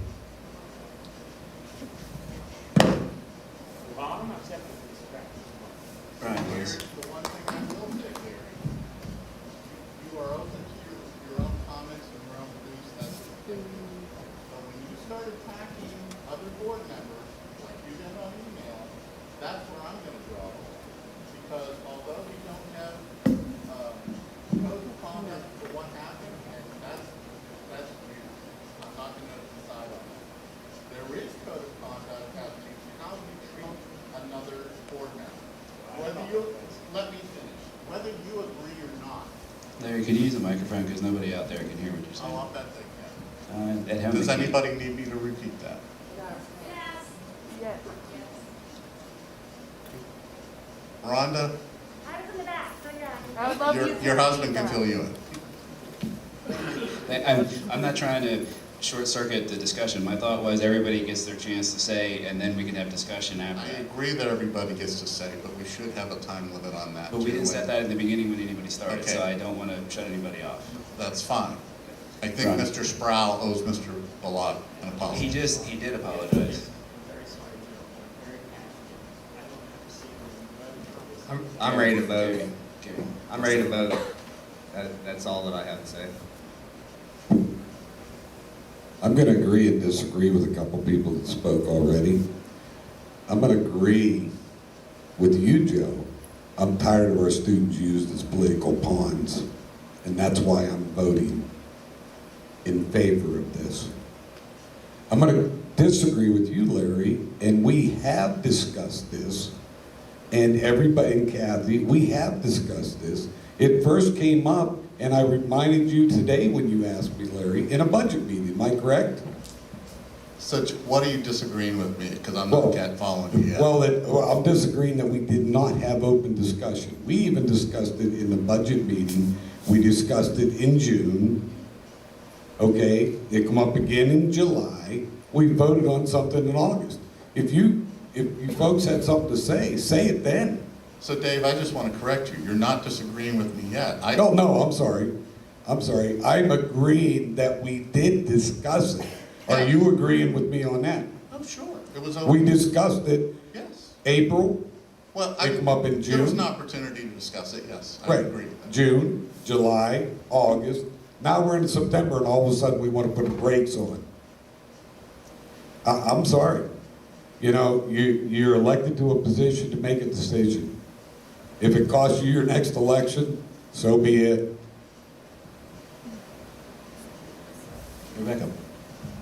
Okay, I think that we can all agree that this is a very hot button issue. I do agree that this is a political, right now especially, I mean, anytime you go on any type of social media or even listen to the news, this is a very, very political issue. Now, I think that we can all see that this is very divisive, and that's disappointing because we do not need any more division in our school. Our current curriculum does not include specific modules considered to be critical race theory. There are certain curriculum modules that discuss racism, slavery, injustice in our country, in our history, as well as in modern day times. I don't believe anyone educated at Clarion-Limestone would say that that's not true. My kids talk about it. They've learned about slavery and about racism, and they will come home and they will say things to me like, Mom, did you know how people used to treat black people? And I will say to them, yes, and it often still happens today. Like, these are not things that we shy away from. This is reality. This district policy regarding curriculum, policies adapt and change over time. So there's going to be many times in the future that we can revisit whether or not to implement curriculum that deals with controversial theories. When this topic can provide some concrete examples, like when someone can say, this is the aspect of critical race theory that I would like to see implemented within Clarion-Limestone Elementary. I am often accused of not researching, of not looking into things, of not being knowledgeable, of not knowing. And I can assure you that I have had many, many discussions on this very topic. And I have spent countless hours on the internet researching from a very liberal perspective, from a central perspective, from a right perspective. I am still trying to find an accurate definition of critical race theory. I don't believe there is one. It's whatever you want it to be.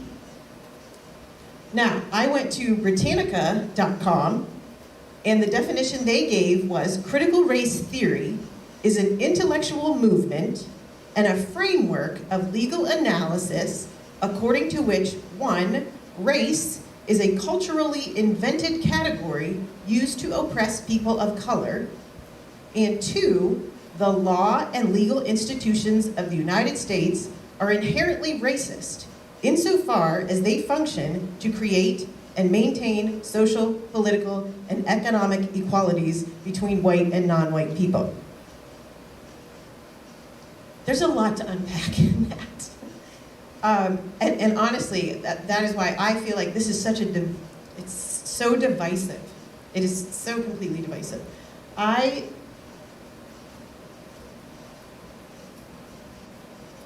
We are teaching our children history. We are teaching our children about Harriet Tubman. We are teaching our children about slavery. We are teaching our children that it was wrong. I don't think that anyone would ever claim that Clarion-Limestone was not teaching people that racism is wrong. However, when we have a theory, again, we're not talking about factual things necessarily. I'm not saying there's not facts in critical race theory. I'm sure there are. And I'm not saying that there is not racism within the United States. I'm not saying there's not racism within our community.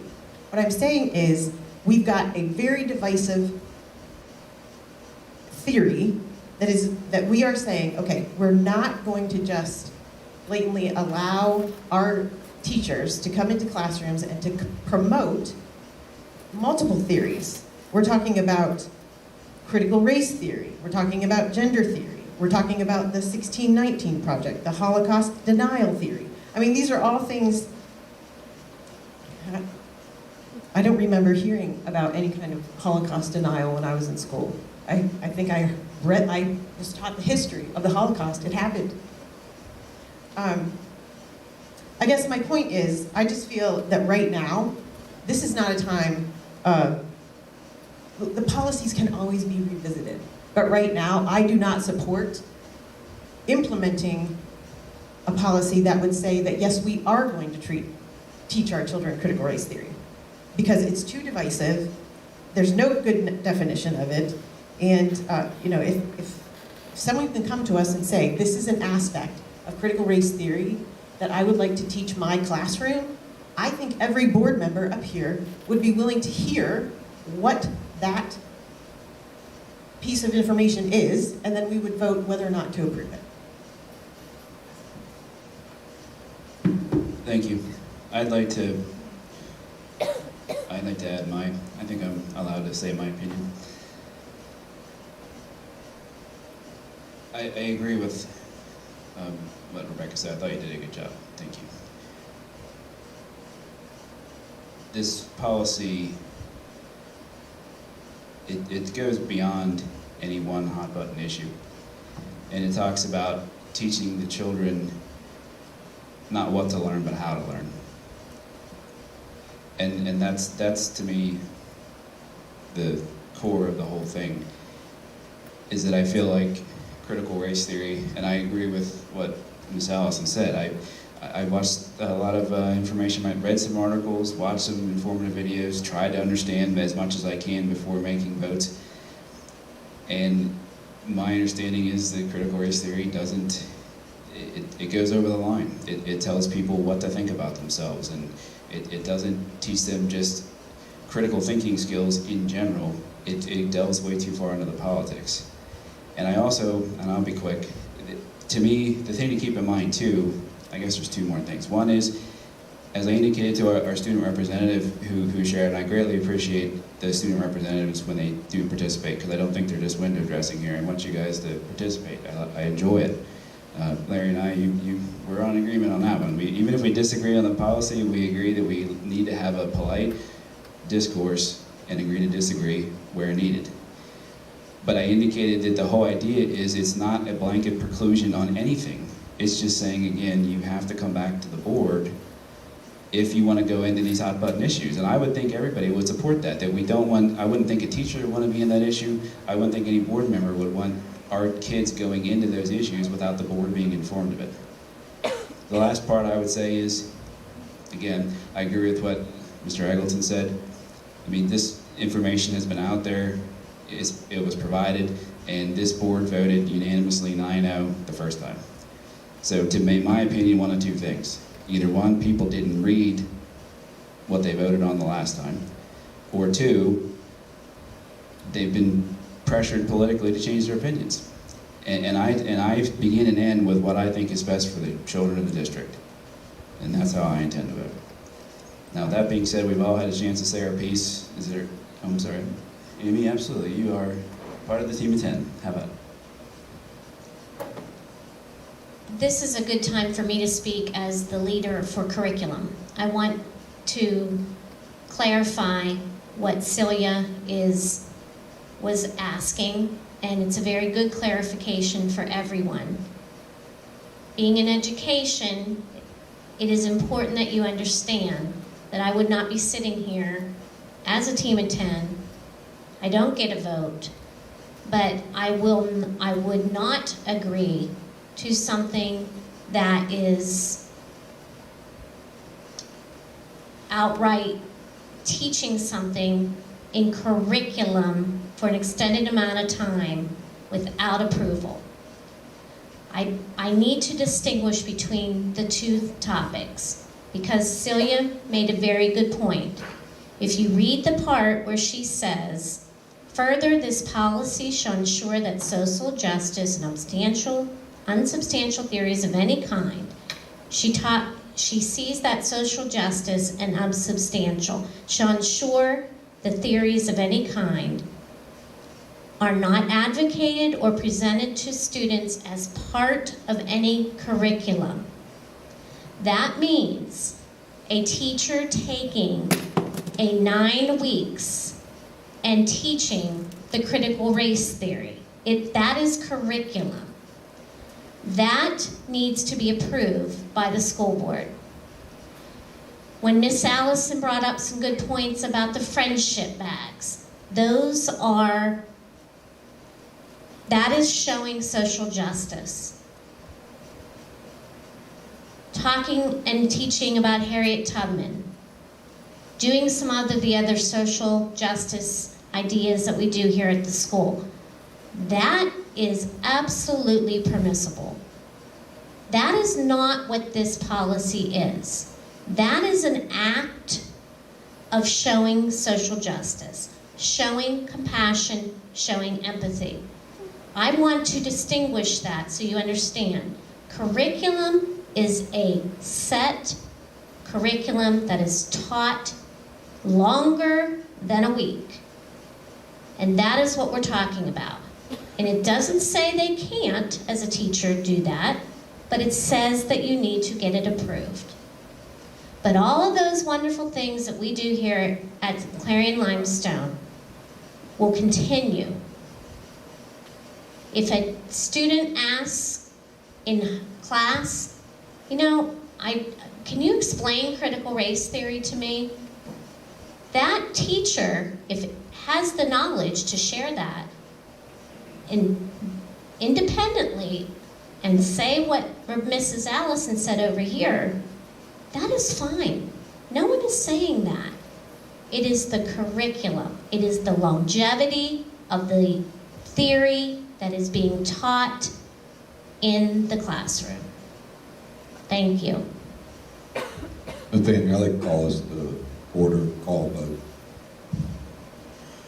Okay, does anyone else want to be heard? I would just say, to follow up on what you're saying, Amy, that beginning of that third paragraph says that the policy should not be construed to prohibiting the impartial study and discussion. I think that's what you're saying is discussion is good. We want everybody to talk about things, but we're not doing the curriculum. Does anyone else want to, Dave, there's a request. Okay. Gary, could you grab that mic from Mr. Quinn, please? As a teacher, when I was teaching 6th grade at Red Bank, I did a special unit every year when I did World War II on the Holocaust. And when my students, when the end of the year, said what was one of their favorite things, and they said that 2.5-week lesson on the Holocaust. And we read The Boy in His Striped Pajamas. I had connections with the Holocaust Museum in DC and had materials and special movies that got permission from the parents to show. And they said, Mr. Sproul, we never knew that people could be treated like that. I've been to Auschwitz a couple years ago with some of our Seattle kids and Clarion kids, and I left tears rolling down my face. When you walk through the room of shoes, you walk through the ovens, the gas chambers. So we do not deny that stuff. I think why I'm so upset is because I just read that a school district, we just had 9/11. They would not let the kids have a 9/11 program because it was racist. And that's just, with all these people we lost of our marriage, it just was, that's why, and I'm sorry again, Joe, but it was just very upsetting to see that these kids were denied to honor all these people that we lost in our country. And I think we need to pass this to protect our children. Okay, thank you, Gary. Does anyone else want to be heard before we vote? Nothing to add, Joe? No? Kathy, good? Brian? Okay, we have a motion and a second. Donna, roll call vote, please.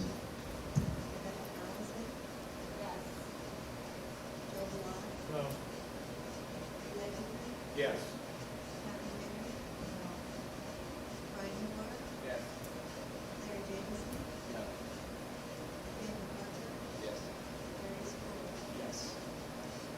Motion passed.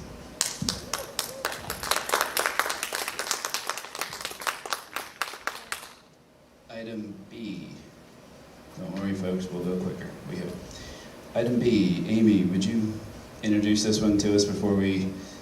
Actually, we're not asking for a vote here, but would you... The reason this is on the agenda is to provide clarity because we had a discussion the last time and we don't want the accusation to fly that we're doing things behind closed doors, so we want to do it right out here in the open. So, Amy, take it away. At the last board meeting, this was brought up about this policy, and it's a policy about our staff who do not live in the district and want their children to come to our school district. And that is a policy in our school board. There was a section on the children of district employees that was to have regulations, administrative regulations each year for that enrollment of that non-resident student. There was never a checklist or a process for that. I was asked to put that together, and I didn't make it up.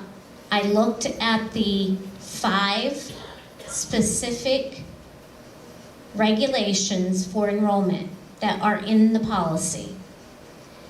I took those and I made a checklist and I sent it to the teachers and staff members that are non-residents for their children. I did not hide anything. It was there, black and white. I sent them the policy. I sent them my checklist. I just want to clarify to the board that the regulations, there are 5. And listen, and I want you to listen carefully because it affects the decision for this policy. And I just want to clarify a couple of things. There are 5. Admit these students on proper application and submission of required documentation. The teachers every year now have to apply, enroll, and they have to complete the paper and they have to get it notarized. That was never done before. That was in our policy. It is now in writing as a regulation as the policy suggested. 2, verify claims of residency. We just want to know where you live. Do not discriminate against any eligible student. Part of the eligibility of a student is that they provided there is a space available in our district and the board has approved such a request. 4th regulation, deny admission where the education facilities, that is our 2 schools, or the program maintained for district students is inadequate to meet the needs of the applicant, of the non-resident staff's child. If we do not have a program in our 2 buildings like we do for our students, that is a regulation that can be checked off, that it can be denied. And 4th, make continued enrollment of the non-resident student contingent upon their attendance being good, their discipline, that they behavior, and academically they succeed. That is what I did for this policy. What happened last time was there was a discussion about the money and what that would cost.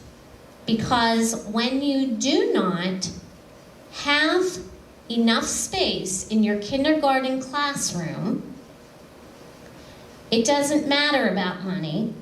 It matters about, do we need one more kindergartner in our classroom of a non-resident staff member's child?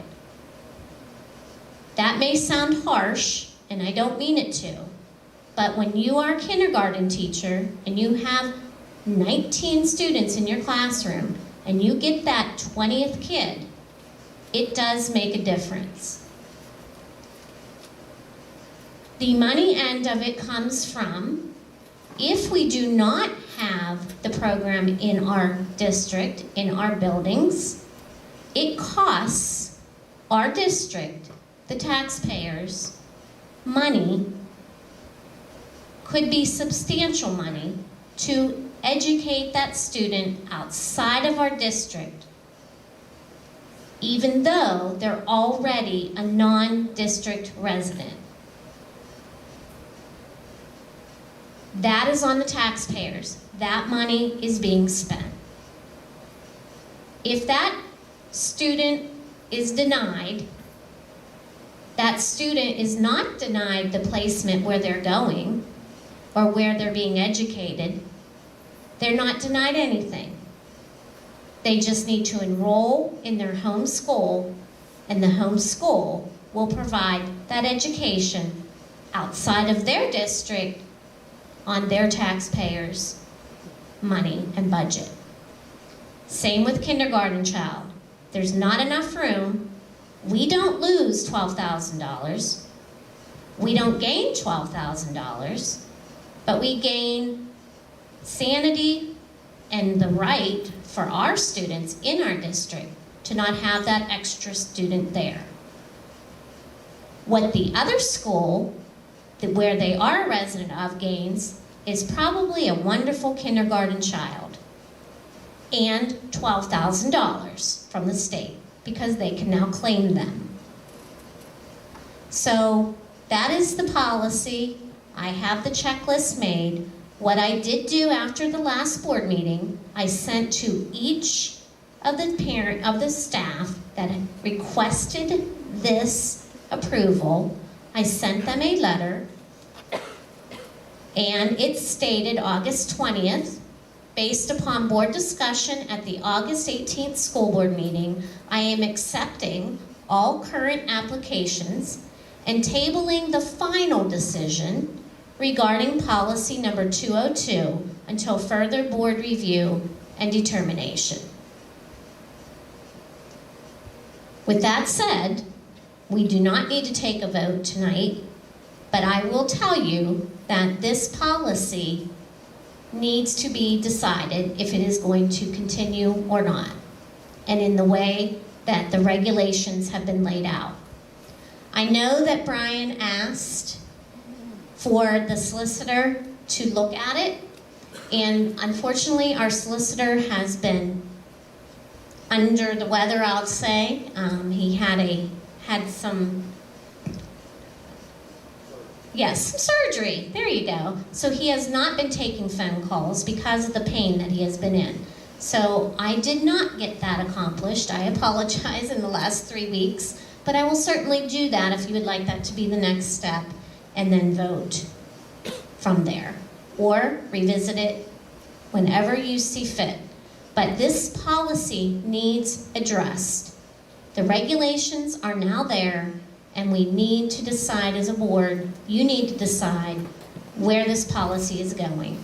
Are we going to follow what I have planned per approval of the school solicitor? Are we going to remove the policy? Or are we going to revise the policy? There's 3 options. But you can see I'm passionate about it. I've been working on it. Mr. Edmonds has spent hours. Other people on this board have talked about it. There needs to be a decision on this at least prior to next school year.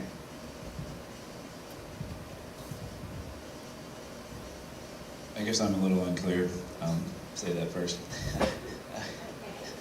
I thought I left the last board meeting with the understanding that we talked about it, we had a discussion, and at the end of the day, Mrs. Glassell, you had prepared the detailed checklist, it's probably not the right word, and that you were going to implement that, and that if there were issues with implementation or it became a burden, financial burden to the residents of our district, you were going to bring it back to us, the board, to then make the decision you were talking about. So where I'm sitting, it almost seems like we don't need to take action because we have the policy, you're implementing the policy, that's your job, not ours. So I'm okay with it going forward. And again, with the understanding that if it's not going as you envisioned it, or if it's causing a financial burden to our taxpayers, then you bring it back to the board and then we exactly need to do what you're talking about to change it. But if you're saying there's no issue, I don't see what the action would be. Does anyone feel different? I asked, Donna takes very detailed notes, so I asked her to give me notes from that meeting because I think when we discussed it, there was a lot of back and forth. I think Dave even made a motion, someone said eliminate it, and it's all here. I'm not saying it's accurate totally, but I'll tell you what, Donna is pretty accurate. And at the end, what is here is that Brian had asked that he felt that we need to determine if it's legal or not illegal, and with our solicitor. Mr. Sproul then said, we have people living on the boundaries who want to send their children here too. If you want to come, pay tuition. And we moved on to the next topic and no decision was made. That is where I remember it going. If that is not, if you would like me to follow and go through what was said last time, I will follow through with that. I thought we were moving forward to quit costing the taxpayers the money. That's why I withdrew my motion, because I was told we didn't need a motion. So I thought we were already going toward the right direction, that we were not paying these thousands of dollars. So I'm asking you, what do we need to do to move this forward so that we're not paying an extra thousands of dollars like we've seen in the budget for these students?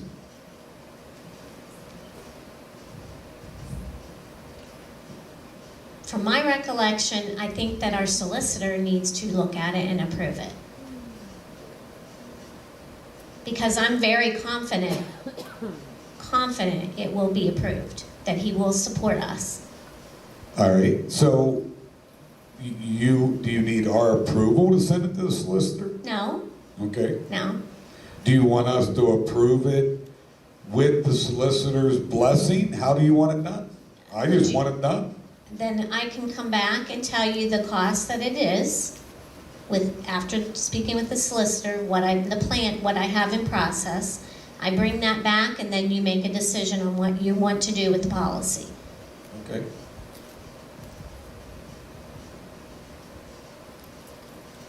You said at the beginning that one of the factors was cost, though, right? I thought that was one of the factors on your checklist, that if there is a cost, you could deny it, right? She's saying yes. Right. She said it could be denied because we don't have classroom space. So why don't we just, I mean, if you need a motion, why can't we make a motion if you all are so inclined to implement it as you propose, subject to the solicitor's approval? And that way we don't have to go back and revisit it for a third time. You got a motion? Do we have a second? Yeah. Second? All in favor say aye. Aye. All opposed say no. Motion passed. Just a quick question after the fact, I guess. No, you're not allowed. What? No, I'm just kidding.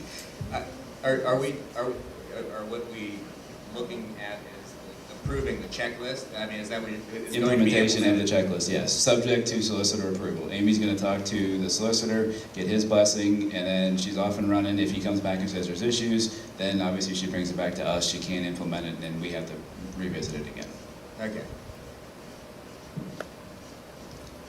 All right. Larry told me I have to keep moving. All right.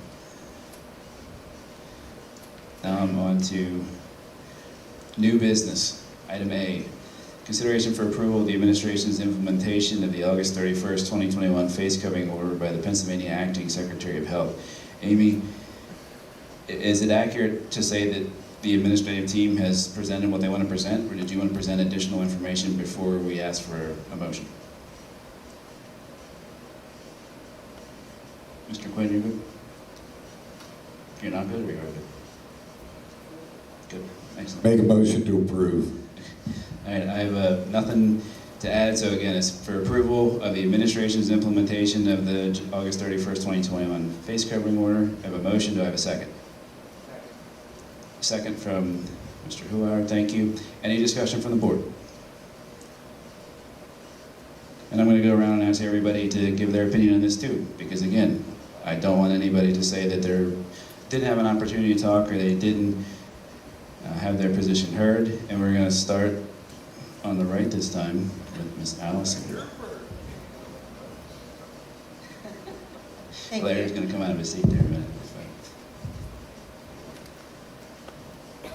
I have 4 children in the district, and I have received many, many phone calls from parents of my children's peers, and also parents that are concerned, and parents that are, again, another hot button issue.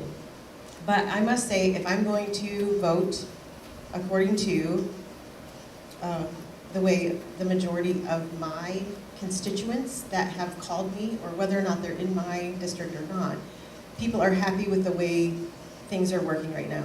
Kids are happy in school, my kids are happy in school. We don't know everyone's exceptions. We don't know what goes on in the medical lives of other people. I think we all need to be personally responsible for ourselves, and I have heard nothing but positive about the district and about how things are being implemented at this time. So that's my comment. I feel we hired these 4 people up here to make the decisions. Mr. Edmonds, it's hard for me to call you. Bear did a nice job presenting exactly the way they made their decision. I heard no argument from either of the other 3 administrators. They are putting it together. I think if we do not vote yes to this and back our administrators, we're not doing our job as a board.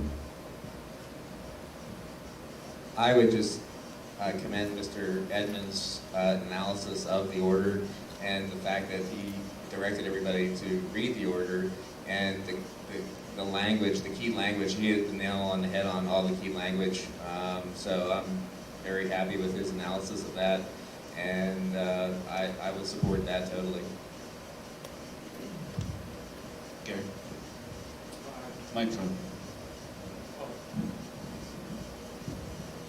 Yes, I agree. I just have a question. So that means what we're voting on is the way we started school this year, correct?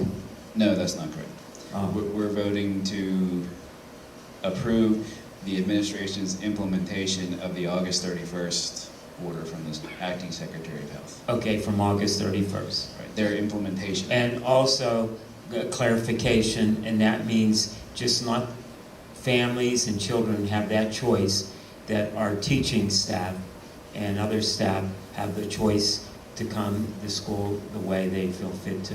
Well, that's not entirely accurate. It's a self-assessment. I mean, they can't just choose they don't want to wear a mask. There's exceptions, and they'd have to fall within one of the exceptions, and I believe that's what the presentation outlined, is there are a bunch of different exceptions. So if the teacher goes to their parent and they can get an exception. The student.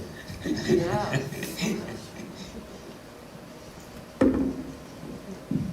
Kathy. I'm going to be the exception because of obviously the environment I work in and the science that goes behind it. I believe that we should be masking. I looked at the daily trackers. It's actually a weekly tracker now. We are at the highest level possible in the community, and we've been sitting there for a long while. So I think that we should really strongly consider looking at masking. That's how I feel about it. I have to tell you, not that it makes a difference, I've been masking since the beginning of this, since last year. So, and I'm not saying that we're gonna compare what happens in the medical environment versus the school system, but the fact that there's not a vaccine for children under the age of 12, and a lot of children are getting sick, and that is a factual reality.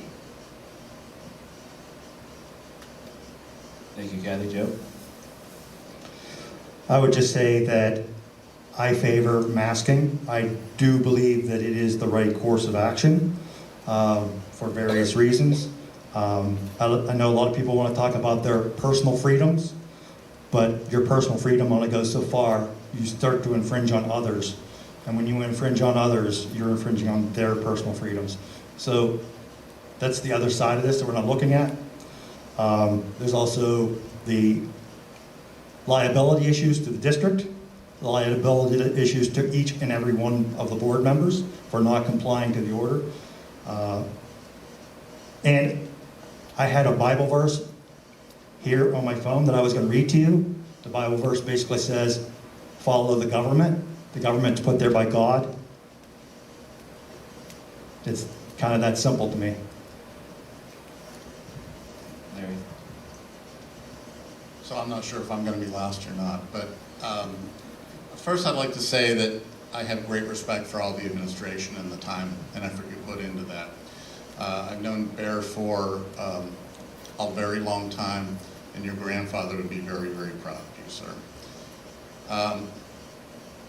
I also want to say, because so many things are political hotbed issues, which is kind of silly, I think, in some situations. I'm a registered Republican. I consider myself a conservative. So I'm going to tell you right now I'm going to vote against this, and let me tell you why. Also, I will easily predict this vote's going to go 5-3, and that's fine. That's fine. I have a concern for all the students. I am completely for freedom of choice, but I am also completely for the health and safety of our students. So which of those two do I prioritize higher? In this instance, I prioritize the health and safety of our students higher. My whole family is vaccinated. My daughter is vaccinated. I have had COVID. My wife has had COVID. If you haven't had COVID, I do not recommend it. It is really, really a tough situation, and many bad things can happen from it. I agree that we are complying with the order, but I would also say just because there's a loophole, and I apologize if I'm using the wrong word, but just because there's a loophole doesn't necessarily mean we should take it. What's the most valuable asset in this district? It's our students. It's our students. And when I hear about people saying, well, my kid, I should have a choice, that's fine. But what about my kid? Not my kid, but what about the kid next door? They don't have a choice. There's a reason in this country we can't still smoke in restaurants and public places. I think it comes down to the bigger, greater need of all of our students, our most precious asset. COVID vaccines will be the parents' choice, clearly. If it ever becomes a mandate, it would be similar to an MMR vaccination, I am assuming. Military personnel must take those vaccinations, and they have to adhere to certain things. All I'm saying is, I think we should protect the most vulnerable among us. Thank you. I'd like to speak if I could, and I'm not going to slight you young lady there. We'll give you both the opportunity, but I wanted to conclude. First of all, I wanted to thank everyone on the board. I think we did a decent job that time of being cordial and respectful, even though we disagree. And I think it was very well spoken on both sides, so we understand the issue. My feeling with it is I think the theme is all these political issues are put upon us. We are not seeking them out, they are put upon us. And we have to deal with them. And again, I think Mr. Edmonds stated that we're trying not to pick sides in this greater war that is being waged in Harrisburg and in Washington.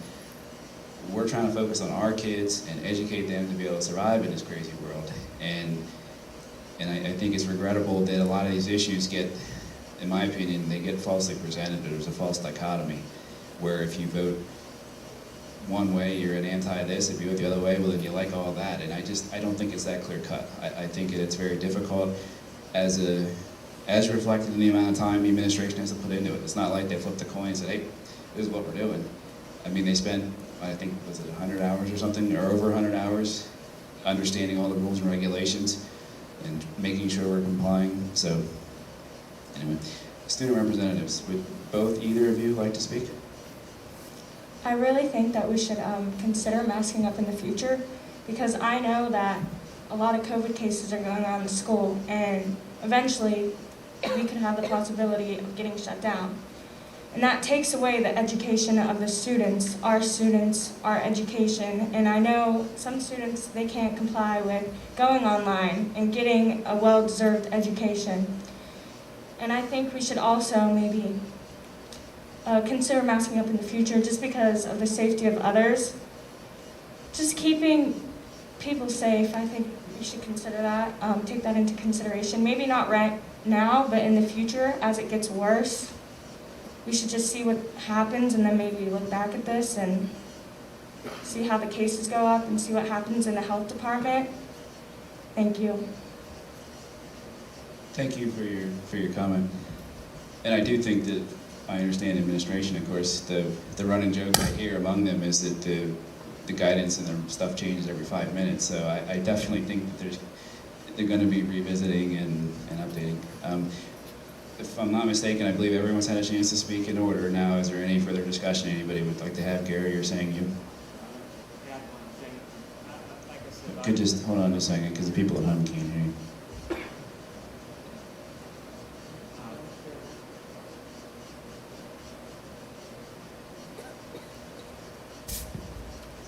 is. I was looking at a study here from Germany, and it wasn't a little study. It involved 25,930 students with 363 doctors. In their findings, they asked parents and teachers to register the side effects of masks. And of these 25,930 students, 60% of the students had irritability problems. 53% had headaches. 50% had difficulties concentrating. 49% daily sadness. Reluctance to attend school, 44%. Impaired learning, 38%. And fatigue and drowsiness, 37%. This is not a little number. And I have pictures here of petri dishes of a doctor who took swabs from the masks of a second grader after 6 hours, of a high schooler, and then swabbed the toilet seat. There was more bacteria on the petri dish from the inside of those kids' masks than was from a toilet seat. That's why I will vote in favor of this thing. Larry would like to speak. Pass that microphone that way, please.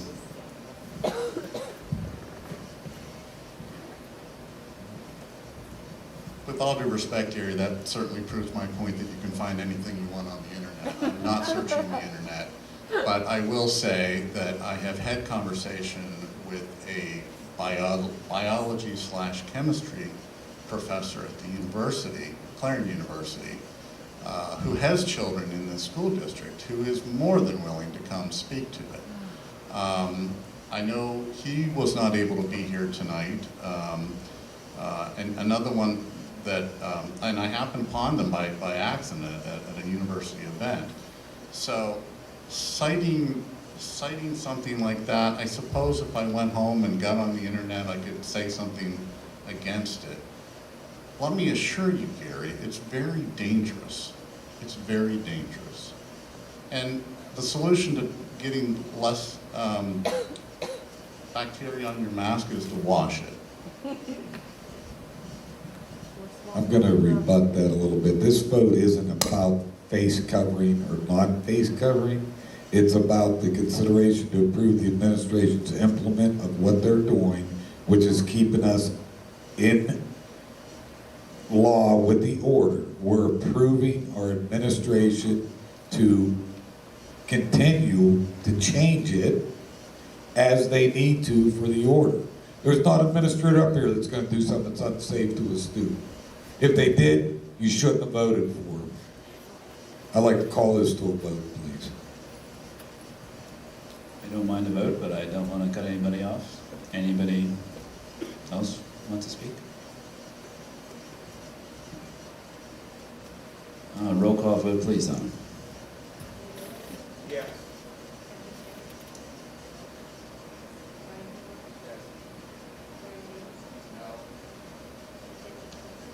Yes.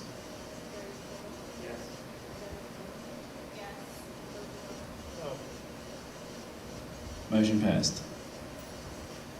Item B, consideration for approval to accept the resignation of Max Lowry effective September 30th, 2021 as the Management Information Systems Director. Do I have a motion?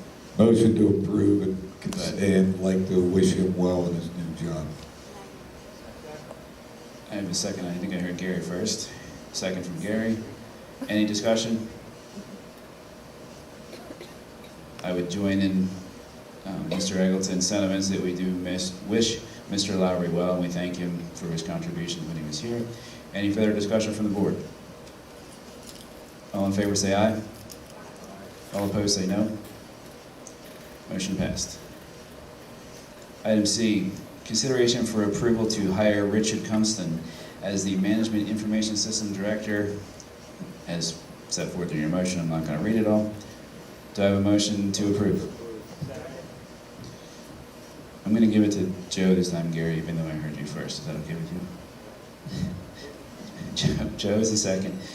Any discussion from the board? I'd like to thank him for the fact, and Microphone, David. I think that we've all heard nothing but good. I'd like to thank you for coming back, and I've heard nothing but good things about Richard, and I know that the staff seemed excited that he was back. For those of you at home, Dave said that the staff seemed excited to have Richard back. I too have heard that, and I will thank Richard for coming back. It's going to make it easier for the administrative team, the teachers. This motion and the next motion, I can't speak for anyone else, but I'm excited because of that and Mr. Bertoni's new role too. I think we got a lot going on with the IT department, and I think it's going to pay dividends for the teachers and the students, so I'm excited to get this rolling. Any further discussion? Roll call vote, please.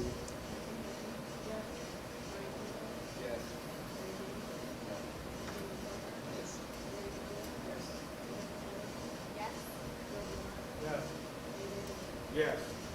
Motion passed. Item D, consideration for approval to hire Megan Staub as the Management Information Systems Specialist. Again, as you can see in your motion there, the rest of the verbiage and the salary. I heard Joe first that time for sure.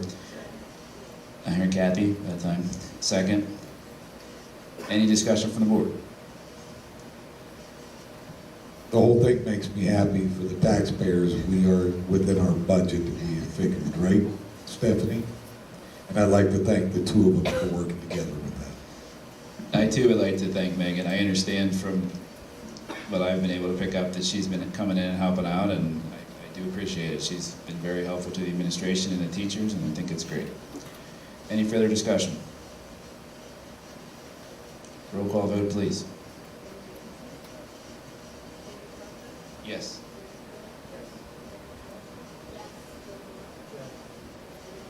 Yes. Motion passed. Item E, consideration for approval to hire Tyler Blake as a custodian one as per the terms of the support professionals agreement, beginning tomorrow, pending receipt of all required legal documentation. Gary, is it Gary's with the motion to approve? Second from Joe. Any discussion from the board? Roll call vote, please.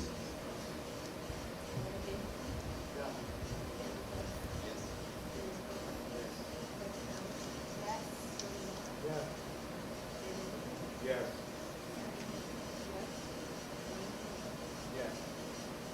Motion passed.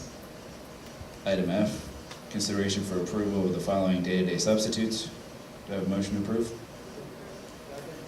Kathy with the motion, thank you. Joe with the second. Any discussion from the board? Roll call vote, please.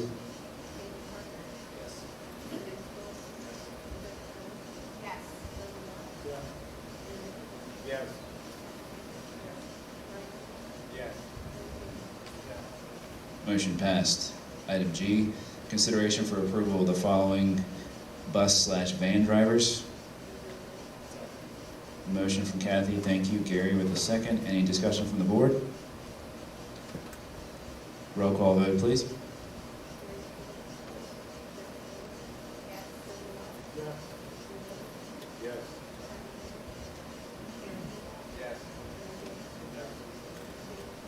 Yes. Motion passed. Item H, consideration for approval of the following supplemental contracts for 2021 to 22.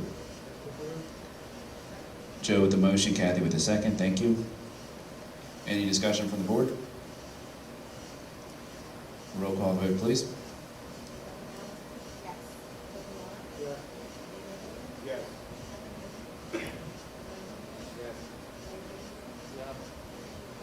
Yes. Motion passed. Item I, consideration for approval of Megan Staub as a game manager/worker. Motion from Kathy. Do I have a second?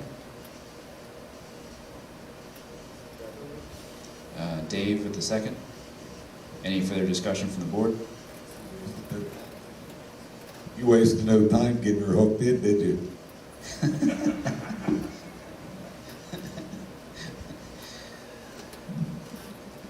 Roll call vote, please. Yes.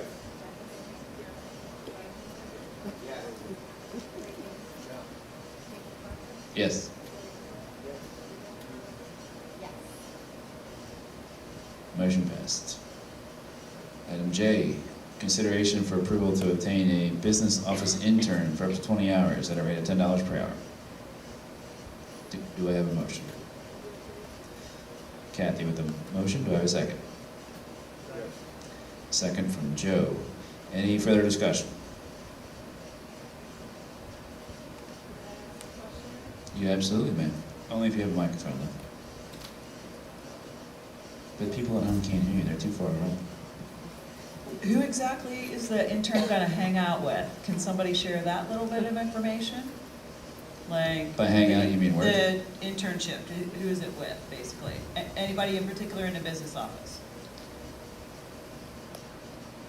Everybody but me. Because that person can't do my job, but they can certainly help the others. We have lots of grants that we've done and just a lot of more activity going on there that we have to complete. So I'm glad you asked, because we have the FIA program that your daughter was in, and if we secure a student from Clarion University, which we're working on, and they are FIA approved, we will be able to bill FIA up to $5,000 for that person as well. So can a student in the summer, you know how we approve people in the summertime? Can that also be one of the FIA workers as well that does an internship through there, or no, not necessarily? On break, you mean in the, like now? Like when they're on breaks from school? Oh, yeah, we could do that. Because colleges sometimes have breaks from. Right, like a month. And, yeah, and then they're off for like a month, and we still have school here. Do you know what I mean? Yes. There's like some intern opportunities there. The other thing too is, could this potentially lead to something where students can actually get credits for graduation? That's what an intern, I brought this up to Amy. The internship is to work directly with Clarion University. I was an accountant, and Clarion brought that up to me, and I said, Amy, do we ever check into that? She goes, I think we should. And so we did. She did, not me. And what does an internship, they get credit for going to college. So they're going to college at Clarion University, and a lot of internships, as Larry knows, are not paid, but you don't get decent people. So this internship would be something that, it's a college credit with Clarion University, and we'd be hiring so many hours a week out here, so they would get their college credit for it. Sorry, some of the internships that my daughter got offered, if you got paid, you didn't get credits. That's why I was asking. Exactly, but you can make it a paid internship with the program and still get away with that.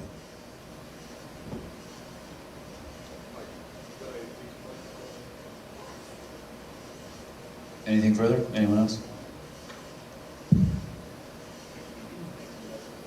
Oh, we already think we have a motion in a second. Right? Roll call vote, please. Yes.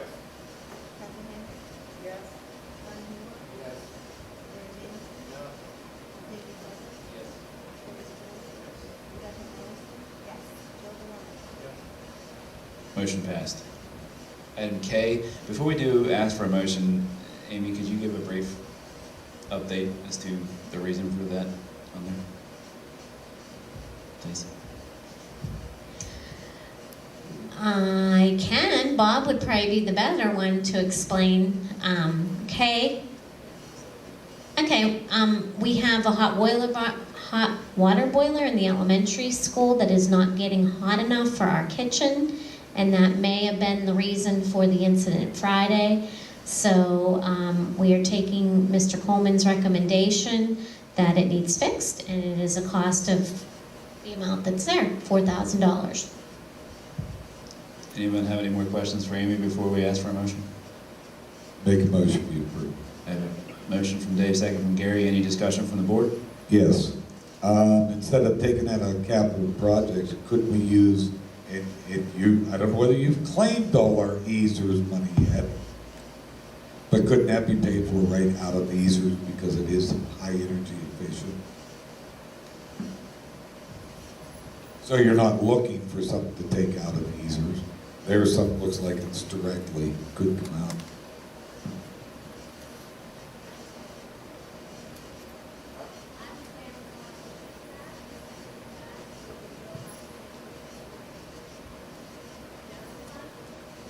just saying, if we're looking for things that we've already spent money on, and we have to get this, why, I mean, I don't know where, you say we should change it to general fund?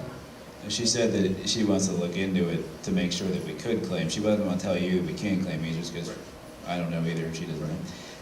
And buy it, if we and did, let's we'd have try to to go. do it, is what I'm trying Right, to but say. her point is if we want to buy it now and have it be easier, we have to change it to be from general fund, as I understand. Okay. And she says that's correct. Well, She's did violating anybody my- make a motion for that? Would they be willing to change their motion to buy it out of general fund? I think you made the motion, didn't you? Oh. I'd like to amend it, buy it out of general fund, thank you. All right, wait, I'm getting confused now. Hang on a second. Let me talk to my parliamentary expert here. Hang on a second.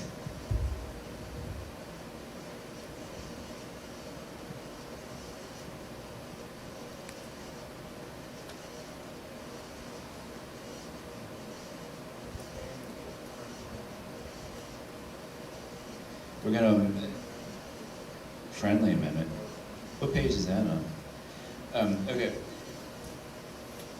What's the motion again? Motion that you're I'd making? like motion to amend it to buy it out of the general fund. Okay. Gary, are you still second? Yep. All in favor say aye. Did I hear any ayes? I think it has to be a roll call, because you're spending that amount. No, No? this is motion to amend. Oh, okay, aye.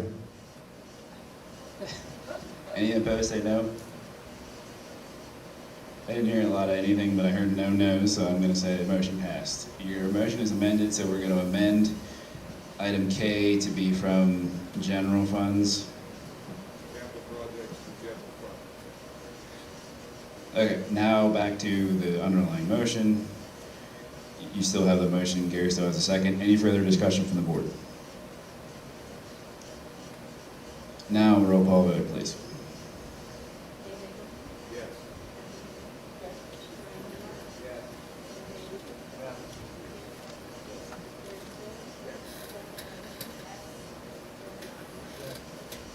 Motion passed.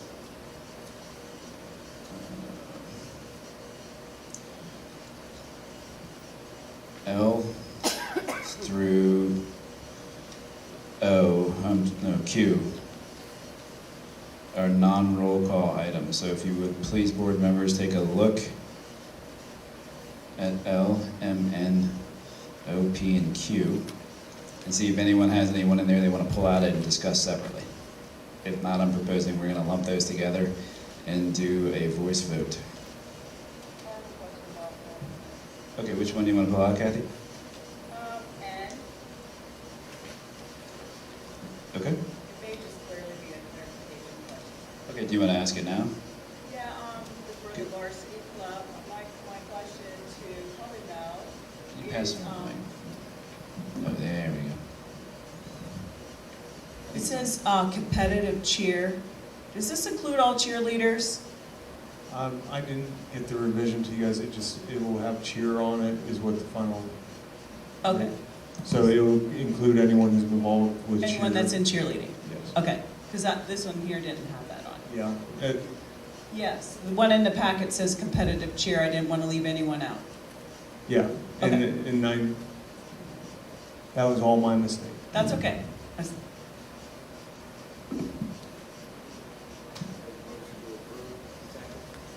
Okay, so your motion is to approve L through Q, is that right? Thank you. Don't look so happy about it. Gary, you were a second, is that right? Any further discussion from the board? All in favor say aye. Aye. All opposed say no. Motion passed.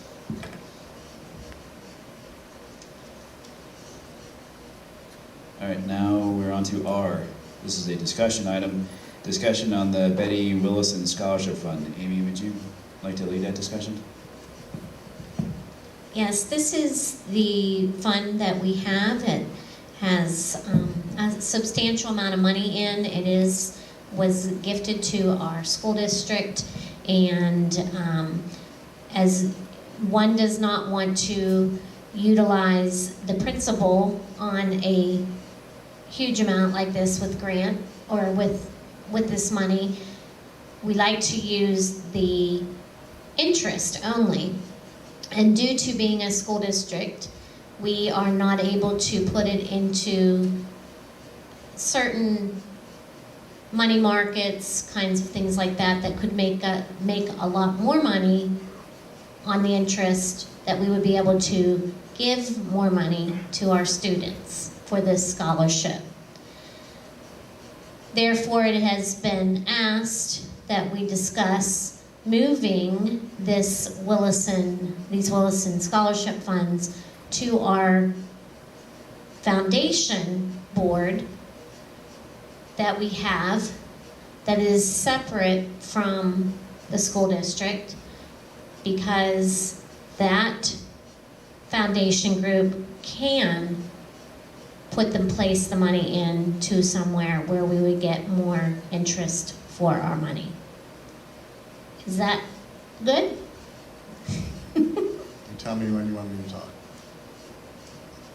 Okay, so I am the treasurer of the Clarion-Limestone Area Scholastic Foundation, and I'd like to introduce Bob Sawyer in the front row, who's a former board president and president of the CL Foundation as well. So, as Amy said, this money is currently in the coffers of the district. The district certainly has certain limitations of what it can do with the money. This money has been used from Mr. and Mrs. Willison's estate from about, Donna, correct me, 2010? About 2010. The designation was for a scholarship to be established in Mrs. Willison's name. Mrs. Willison passed first.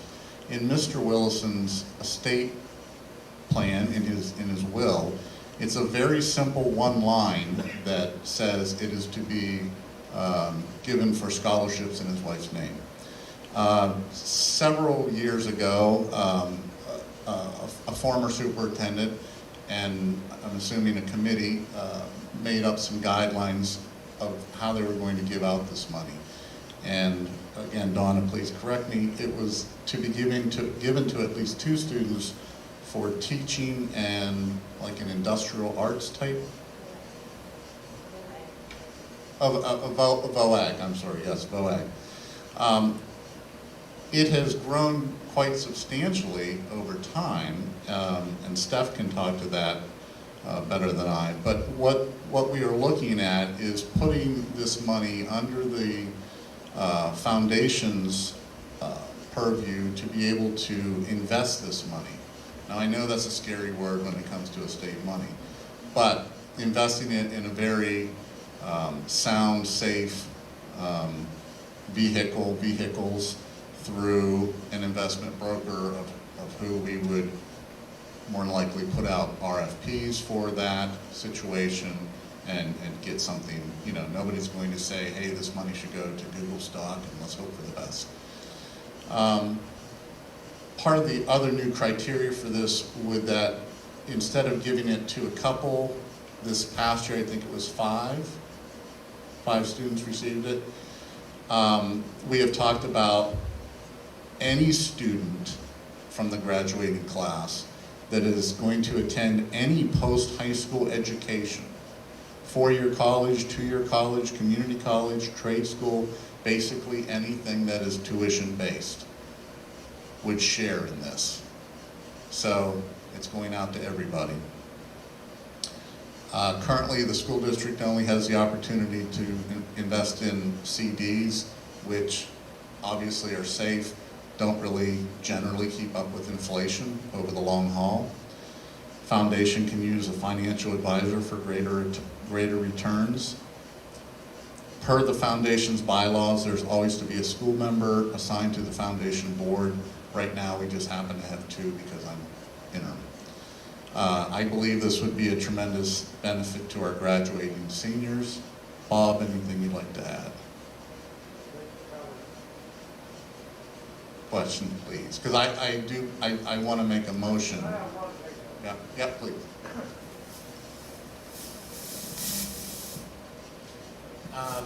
Like you said, when you say invest, that always sounds like a word that You know, preliminarily, we thought we're gonna put out to some investment advisors. Quickly, we came up with 3 or 4 local. Okay, not all live in our district, but they're local. Here's what we have. Here's what we want to do. Here's our goal. How are you going to help us achieve that goal? So we're not just gonna, just because he knows a guy and I know a guy, you know, we're gonna put it out there to find out. And it would be much more conservative investment practices than what any of us might make individually. My question, you said that you were, Bob, you can stay there. You said that you were going to give this out to all seats, so they don't have to do anything. They don't have to write an essay, nothing. No, correct.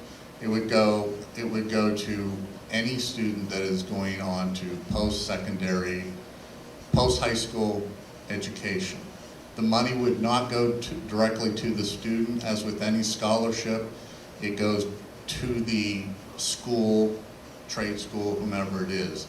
So yes, it would create a little bit of work on the foundation's part, district's part, whoever's going to do it. But correct, there would be there's no essay for it. I don't know. I have no problem with that, because I have no problem just handing out without people working, but that's just me. And that's why we're in a society we're in now, where we have trouble getting people to work. I think they should have to do something to receive the scholarship, and hopefully they do now. Do they, Mel, to receive the scholarship? They do have to write an essay and do something? Good. So I would first object to that part of it.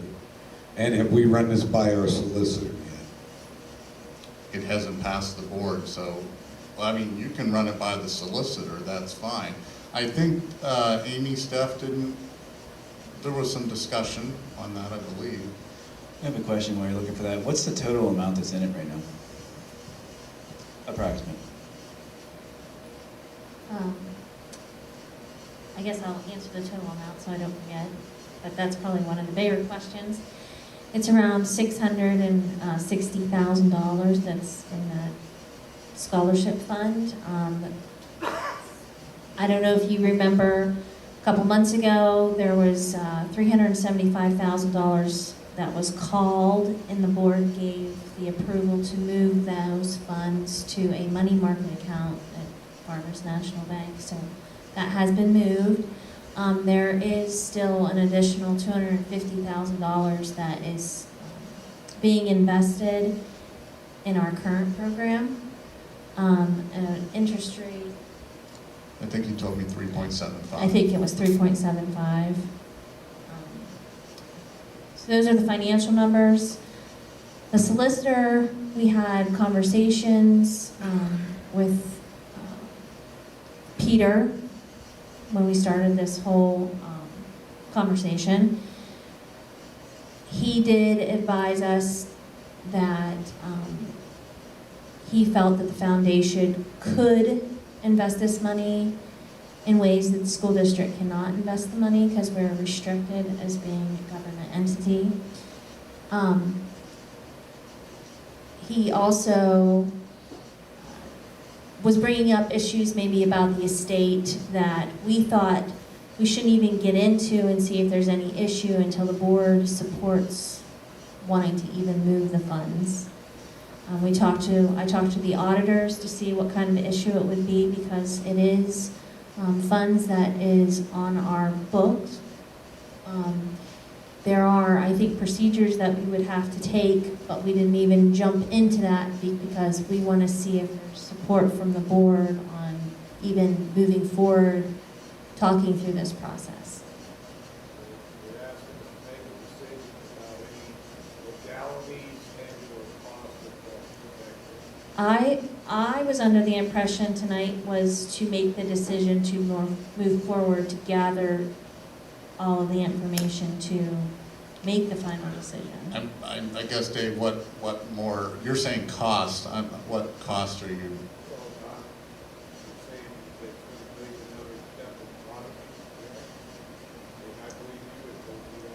Yeah, my understanding from Steph is that we would have to, there's a term that you used, Well, I guess right now, the foundation is not a component unit. I believe I'm using the That's it. correct vocabulary. Our auditor said that that's something we should do possibly anyways. The conversation that Larry and Amy and I had, and you guys can correct me if I'm wrong, we talked that instead of taking that time and talking to different school districts and see how they take care of their foundation. I mean, I was at another school district. It was not a component unit in their audit, but we're being advised that it should be. So instead of taking those extra time to dig into more of that information, we want to know, do you support even having to move forward with this? I guess that's... Mike, I have a couple questions too. Like, what's the, and I'm not expecting you to know, but I would want to know in my mind, what are the limitations? What's the source? Is it a statute, or is it in the trust, or what's the? You said there's limitations. I'm not looking at you stuff. No, it's school code limitation that I can't. Are you saying like to invest the funds? Is that what you're saying? That was in the beginning. The whole premise of this is that there's limitations that apply to the school, because it's funds in our name right now. We're the custodians of the funds. Right. They're our funds to administer pursuant to the will. Right. And we're being asked to give those to another party. A party that is specifically for the support of the Right, school my district. question would be, like, the exchange between Dave and the administration was about how it's administered. So are we saying that if we flip it over to the foundation, that then the foundation would be solely charged with administering it, and the school wouldn't have involvement in it? Yes. Yes. Now, some of the things that Larry threw out there on possibly how we would do scholarships and everything, number one would be contingent on how your investment return was. Okay, so if your investment return was down, you would have to shorten the parameters. I guess the general consensus was 2 points, my 2 key points. Number one, the foundation has ability to make a better return on it. Number two, the line in the Willison will is so vague that we feel that we can, maybe not every student is graduating, but we can have that money reach more students than 3 or 5 a year. Our premise would be keep the principle intact for generations to come, forever. Work basically off of your principle, but reach more students than we're reaching currently. I wonder if it would be possible to get the money over almost like a trust arrangement, have the foundation be the custodians of the trust, the trustees of the trust that invest it, and then return the money to the school to administer, as we have in the past with an application process and all that good stuff. Then we get the best of both worlds. 'Cause, I mean, that to me is honest. I'm concerned about the legal issues with giving away $660,000. I mean, I'm not saying you guys are strangers, but once you give the money away, we have no way to get it back if it's just a flat out, here, take the money. And I would, if the solicitor is telling us we can do that, then I guess it's up to us as a board. Well, the way things are currently done, Nathaniel, is, let's say that the way the foundation works, if there's a teacher in either one of the buildings that makes a request from the foundation, okay, if we accept their request, normally what happens is the district pays for that request. Say they want iPads for the first graders. They pay for it, and then we reimburse the district. So we already put money back and forth. The district never puts money in our coffers. We put money in the district coffers, okay? That's the way we currently do things. And we're also, Bob, if I may, you know, we're helping the life skills. I just gave Donna, it seems like it was 10 hours ago, a $1,000 check tonight for the life skills program. They write up what they're going to do with the money. They keep the receipts. It's all to bear. Maybe you can even speak to that. That's certainly better than I, because I just write the check literally. So that's currently the way we do it now. So I'm not saying that doing the scholarships, whatever, that the district couldn't actually award the monetary scholarship and then we would reimburse the district. That's the way we currently do things now. we pay very few bills on our own. The only one I know of, we play for a bond for our treasurer, that we actually write out and send a bill. Everything comes from the foundation to the district. And without going into too much of that specifically, I just see this as a way to make more money for our students. That's the bottom line premise. Get more money into our students' hands to further their education, to help pay for their educations. And certainly including all sorts of post-high school, everything. And again, not paid directly to the student, paid to where they're going to school. I mean, my personal opinion is I think it's a great idea, a great philosophy. I would feel more comfortable hearing from the solicitor first. That's just me. Well, I guess that's what we were looking for. Are you open to have that conversation to spend cost? We talked to solicitor vaguely, but we didn't go into where it's going to cost the district more lawyer fees without having your support that we're permitted to do this. Well, what I'm saying is I thought it would be useful to have a discussion about this is a good discussion. I think it's a great discussion. And we've got a lot of different components floating around and run them by him to see, well, is there a way we can address all of them? I mean, that's obviously nirvana. And if not, what's the best alternative? Get a recommendation and then come back next month, hopefully, with something to vote on that we could say, hey, the solicitor passed on it and this addresses everybody's concerns, and then go from there. That's what I would suggest we do. So if anybody from the board has any questions, I mean, we have talked about this as the foundation board for a long time. But we've just thrown out a lot of ideas about what we would do with the extra money that we might be able to generate. We haven't set anything in stone. So if there's any board members here or any administrators that has a question for either Larry, Mrs. Glaser, or myself, that you would like to see something a little more concrete, bring it on. Yeah, just quick. And not necessarily tonight, you know, at any time.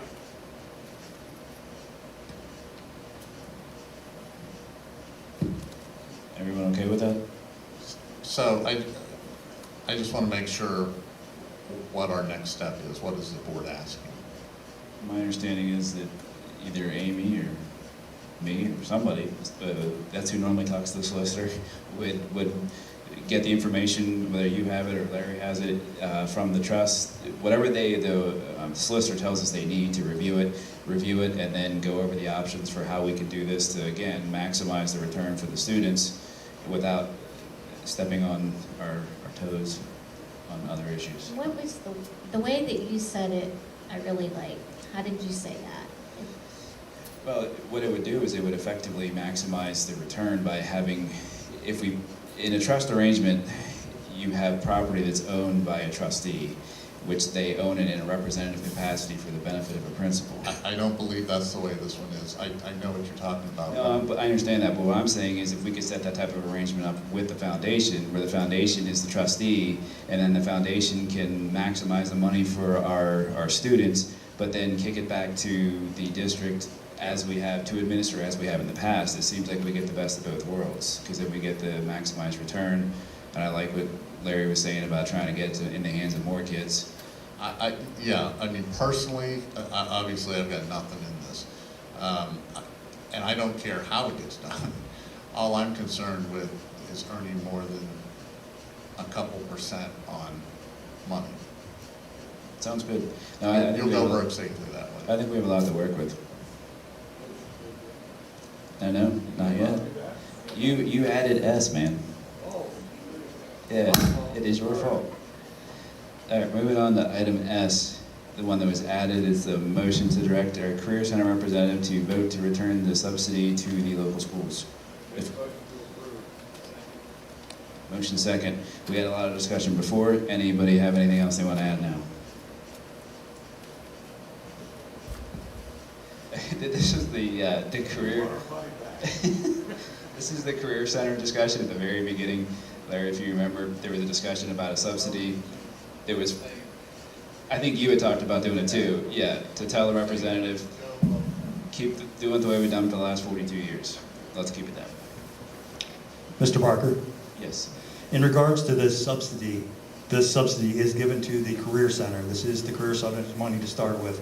It's based on the enrollment of each district. That's where this money comes from. It is actually given to the Career Center. It is their money to start with. Anybody else have anything to add? Rebecca, you need a microphone and you're good to go. Richard's on that. He told us he's on it. I'm sorry, it wasn't Richard, it was Amy. I apologize, Richard. Not you. Okay, my question has to do with these articles of agreement. You're saying that the latest articles of agreement are from June 28th of 2000, and the previous articles of agreement are from when? I'm sorry, it was many years even before then. 1988. From okay. May 6th of 1988. Of 1988. Now, is there any kind of records or any kind of information to find out like what happened in June 28th of 2000 that they decided to change those articles of agreement and not include the information about paying back the districts? Like what caused that decision to be made? I can't speak for those individuals. I do have copies of all of those for everyone to read so they can understand and interpret it however they would like. I have copies here for everybody. So this would be something that would be found in the minutes of that June 28th year of 2000 decision? Is that what you're saying? Signed by every district that's part of this. Okay. And again, I understand that we're talking about 21 years ago. Is there any notes on discussions or anything that you've seen, like that you could just speak to at this time? I have not.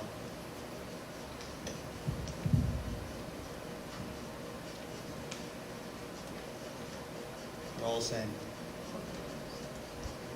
So every board member can have their own copy.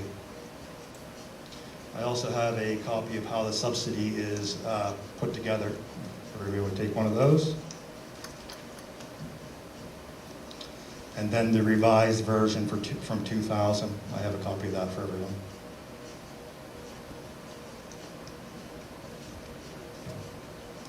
Where it does not have that in the articles. Could I ask you about this? Dave's question is, who found this?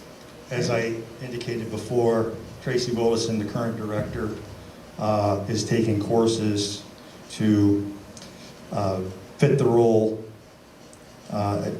requirements, and part of her instruction was to review these, and that's how it was found. I still can't believe that these school districts are going to roll over and just not get the money that they've gotten for 20 years. Especially when it was budgeted in their budget. And could I ask when your next meeting is, please? It would be the last Monday of the month. And is that an open meeting?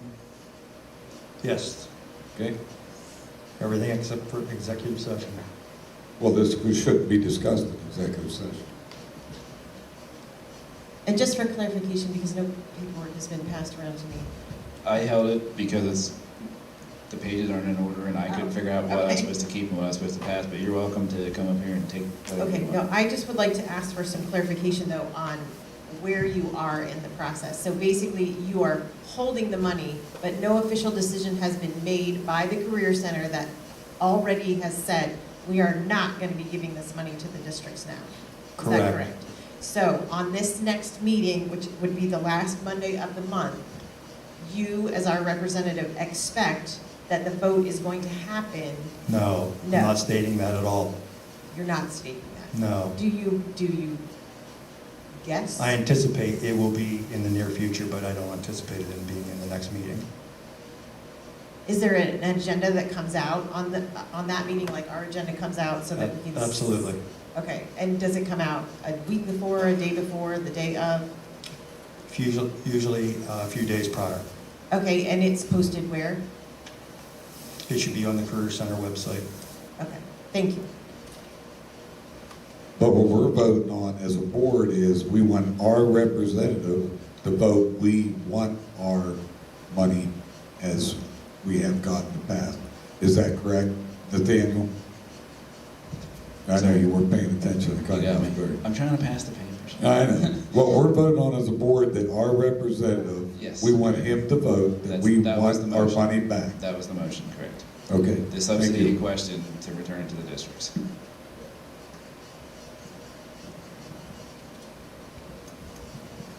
Anything else? Yes. Go. So since the articles were from 2000, which is what everyone's saying, and they're not officially going to be voting at the end of the month, We don't know that. it doesn't project that they're voting. So, okay. So my concern is that they probably need to sit down and look at that again, seeing that this was just found by their new director person or charge person over there. I would assume, again, this is just me, that people would sit down together and relook at that because it's 20-some years old. And my only other concern is that if districts signed off on that back in 2000, which we all don't have any knowledge of that here right now, how do we like keep the Career Center going if they're always giving back what's given? That's, They have I'm a just budget asking. just like we do. We're always giving back to everybody also. We get our taxpayers' money and give it out. They vote on their budget. Joe's already stated that they did not figure this in their budget because they found this as a loophole. So it's a fall for them. Is that not correct? You just found a loophole that you're gonna, I'm sorry, lack of a better word, you're gonna screw all the school districts. Okay, I wouldn't who's call it- already made their budget up. So it's a windfall for the Career Center, and it's a downfall for you and the taxpayers of this school district and every other one. Correct? I wouldn't call it a loophole. Windfall loophole, right? Because it wasn't in your budget, right? Keeping the money was not in your budget. That's all I want to know. Yes or no? This was just found about 30 days ago. Was your budget figured with keeping this school district money? Yes or no? The budget was done prior to this knowledge. Okay, so the answer is no then. Quit jumping around to the question. I'd like to bring this to a vote. I have to agree. Is everyone clear on what the motion is?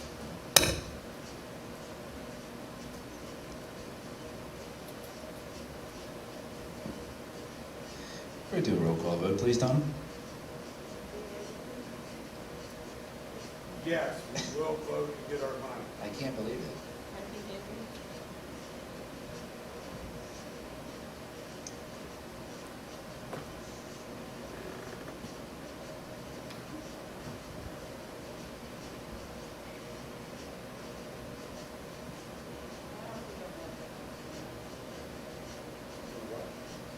Abstain from voting?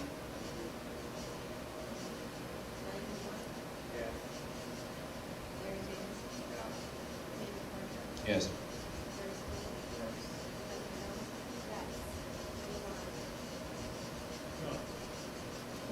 Motion passed. Do I have a motion to adjourn? Yeah, I'll do that. Motion from Dave. Do I have a second? Second from Brian. All in favor say aye. All opposed, no. Motion adjourned.